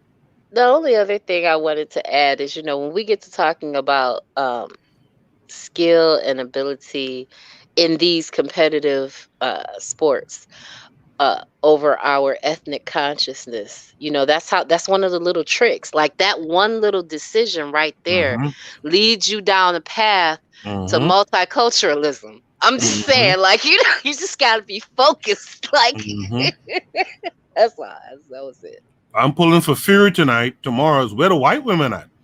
You know what I mean? It's just that one little thing, and you out here like, where are these white broads at? So the next prompt is out, and this is the last prompt for the night, by the way. So we could spend a couple minutes on this. This prompt says, speaking of schools, thoughts on this principal's comments to students on Throwback Day. So I don't know what Throwback Day is. I don't know, but there have been a lot of things happening in schools, right? Where these Eurasian teachers have been calling children the N-word and, quitting their jobs afterwards. And it reminds me of a reading of They Were Her Property, and the fact that there's a whole grooming process and a psychology in place in the way that white women are raised to see us that way and to treat us that way, and we turn our children over to them. So I don't know what the Throwback Day is about, but I've seen like 4 different articles where teachers have said the N-word or done something super racist or cast that net of broad niggardliness onto our children in these environments. And some of them have quit and some of them have been disciplined. And I think one of them actually went on a mental health leave. But I don't know. I'd need more details. And no, Mr. Untouchable, you are not a race trader because you appreciate skill, but you can only appreciate skill when it's us against us. You have to value that, and that's something that we don't teach. You can only appreciate skill when it's us against us. You can only appreciate different qualities in a store when it's us against us. Oh, Mr. Johnson has like better tailored suits, and Mr. Williams, you know, his stitches aren't that tight. I can appreciate that if that was black on black competition. But if Mr. Shine over there, right, is an excellent tailor because he's had generations to perfect it, and it's something that's been passed down from grandfather to grandson, and he's one of them people, that's not us. And Mr. Johnson, who just got out of design school or had a great idea, but he looked like you, and he's trying to get his business off the ground, and his technique might not be as fly, I'm gonna need you to go with the people that look like you. That's all I'm gonna say about that. Yeah, and that's an amen, a for sure right on, right? That's exactly right. If I have to choose between two black folks, I might say, well, I'm going to go with the more skilled person. In fact, chances are I'm going to go with the more skilled. But a black guy and a white guy, knock his ass out. I'm talking about the black guy knocking the white guy out. This last prompt is about this throwback topic. Hold on, I'm trying to type and talk at the same time. Clearly, I can't do both at the same time. I'm putting this in the chat too.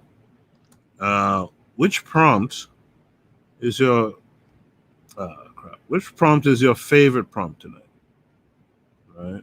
Which prompt is your favorite prompt tonight? You guys let me know. But let's talk about this one. And what I'm going to do, I'm going to share screen because this prompt came with a link attached. So let's hit it.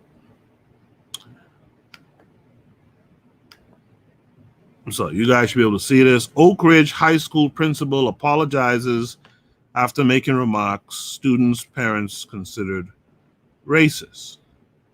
So let's see, does this work?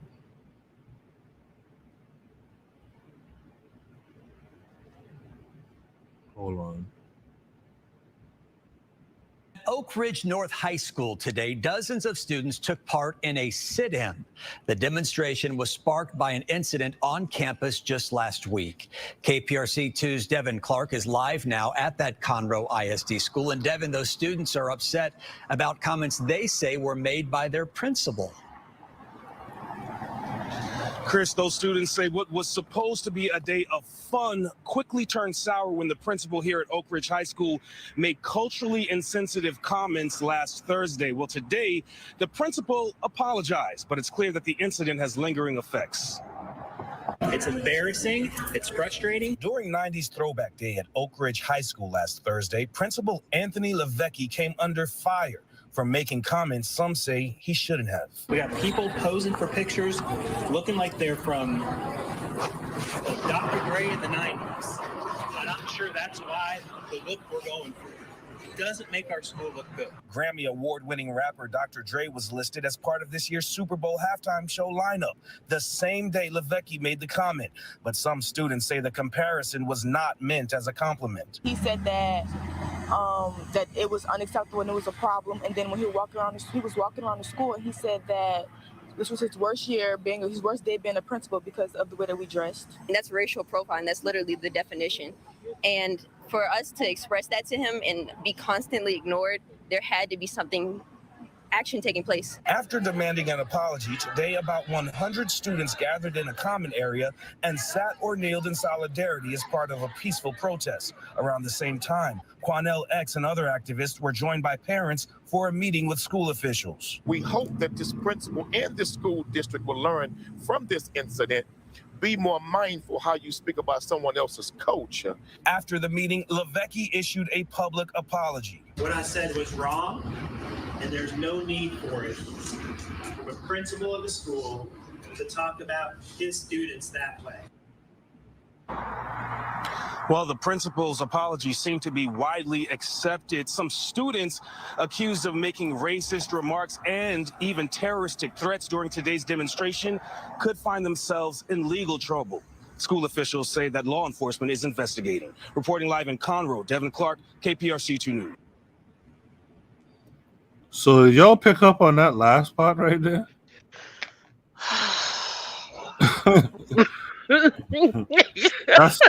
That's a KWAZ side, by the way. We all know.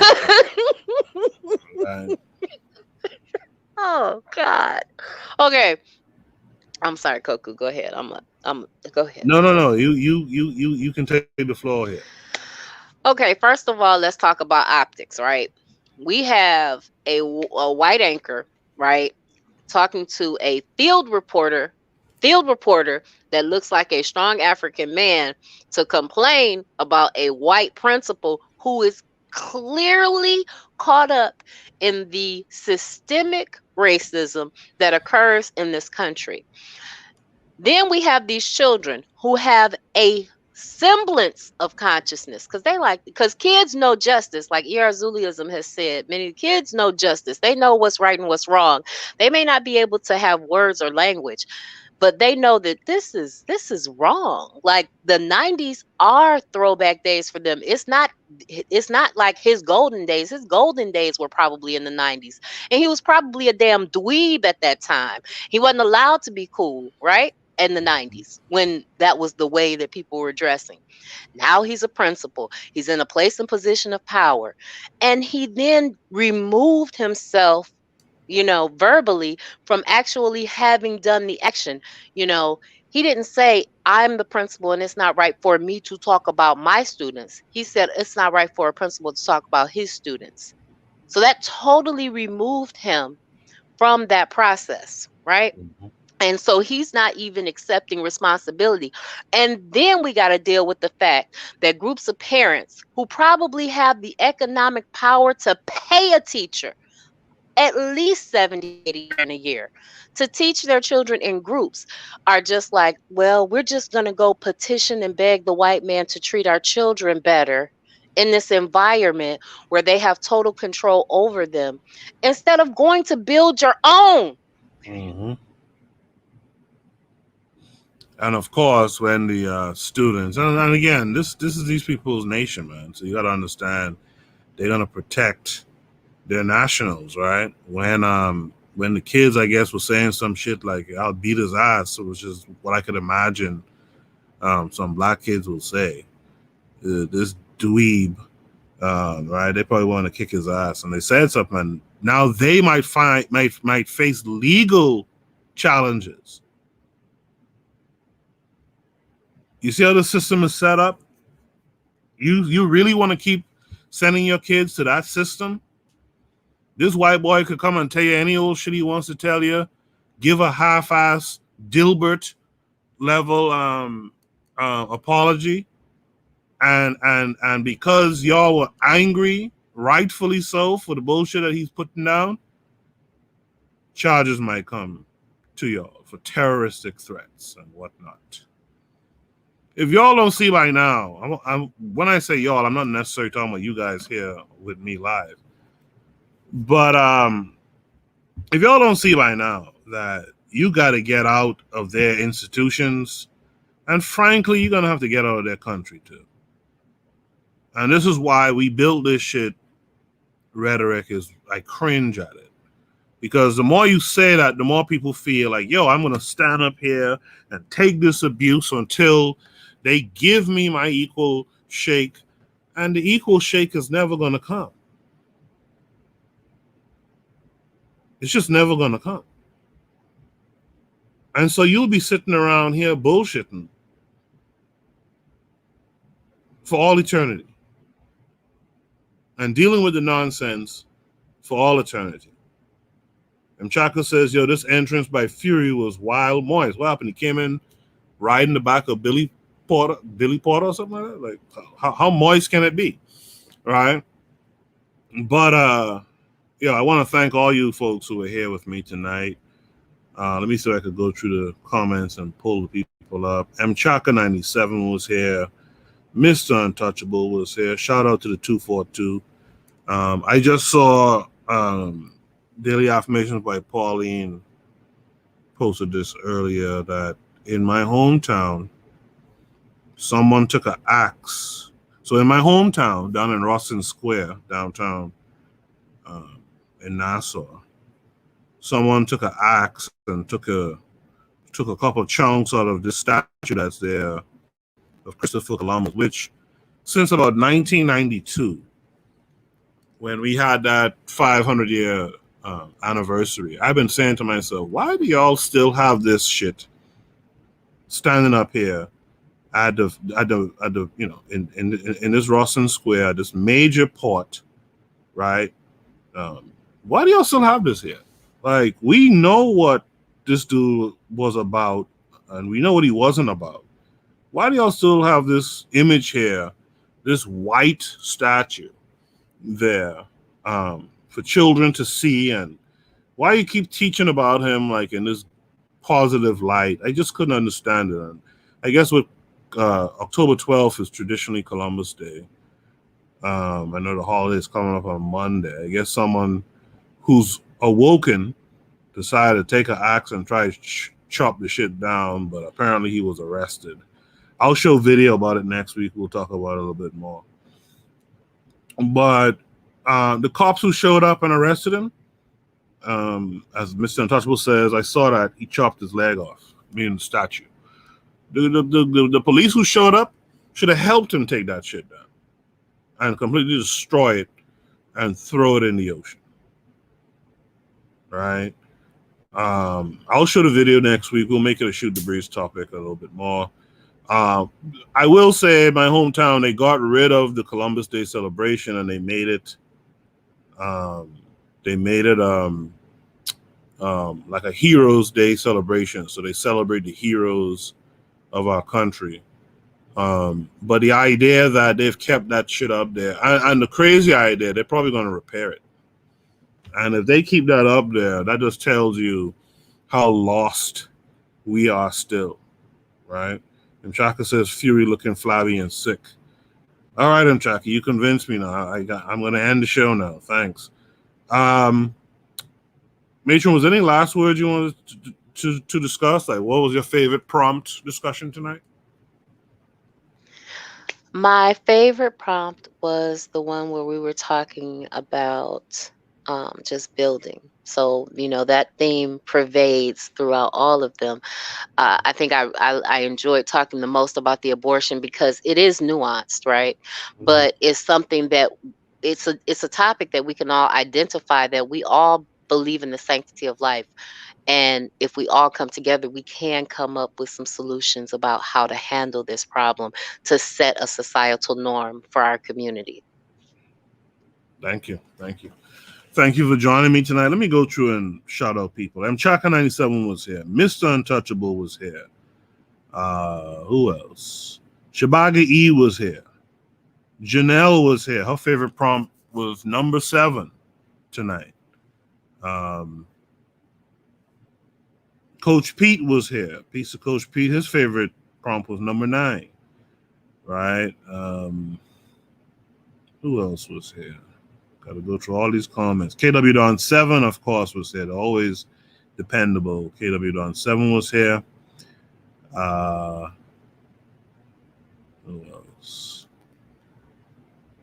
There was a lot of Zuliism was here. I think he bounced after that abortion conversation was shut down, but that's all right. Zuliism was here. Always dependable. Daily Affirmations by Pauline was here. Of course, the Revolutionary Matron was here. The Pro-Black Perspective was hereabouts earlier as well. Derica Cooper Photography was here. Yeah, I think I got everyone. If I missed you, it's not by some ill intent. It's just that I can't see your comments anymore. But I thank everyone who was here. Azuliism says, shut up, I'm here. LOL. Well, I appreciate your Azuliism, as you know. Janelle says, I enjoyed tonight's Shoot the Breeze. See you all next Saturday for another cool breeze. I like that. Another cool breeze. All right. Thank you very much. Matron, thank you. Matron, are you going to be live soon? Yes, I'm gonna do a mini live tomorrow around 6 p.m. and then I'm gonna go live Wednesday night. So, it's gonna be sporadic for a while, and then on the 18th I'll have the new schedule out. But I wanted to get past this moment, and I appreciate everyone for supporting me. I've had messages and tweets from people that listen, and I just really appreciate all of the support that KWAZ Radio and my listening family has given me. I appreciate and value each and every one of you so very much. All right. And thank you for many of the prompts tonight. Thank Daily Affirmations by Pauline for many of the prompts tonight. And I'll be back again on Tuesday, continuing the reading of Nation Building. And of course, I'll be here Thursday and Saturday next week, 8 p.m. Eastern Standard Time for Shoot the Breeze. Thank you guys again. Let me go see what this fight is about. Until next time, guys, y'all be good. Peace.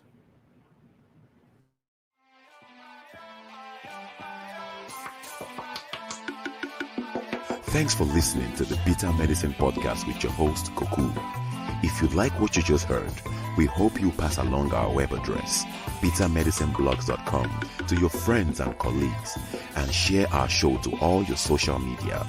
Be sure to check out our archive section on our website for previous podcasts. This has been a KWAZ radio production. Join us next time for another session of the Bitter Medicine Podcast. Follow us on Facebook at Bitter Medicine Show, Twitter, Bitter Meds, Tumblr, Bitter Meds, Instagram, Bitter Medicine.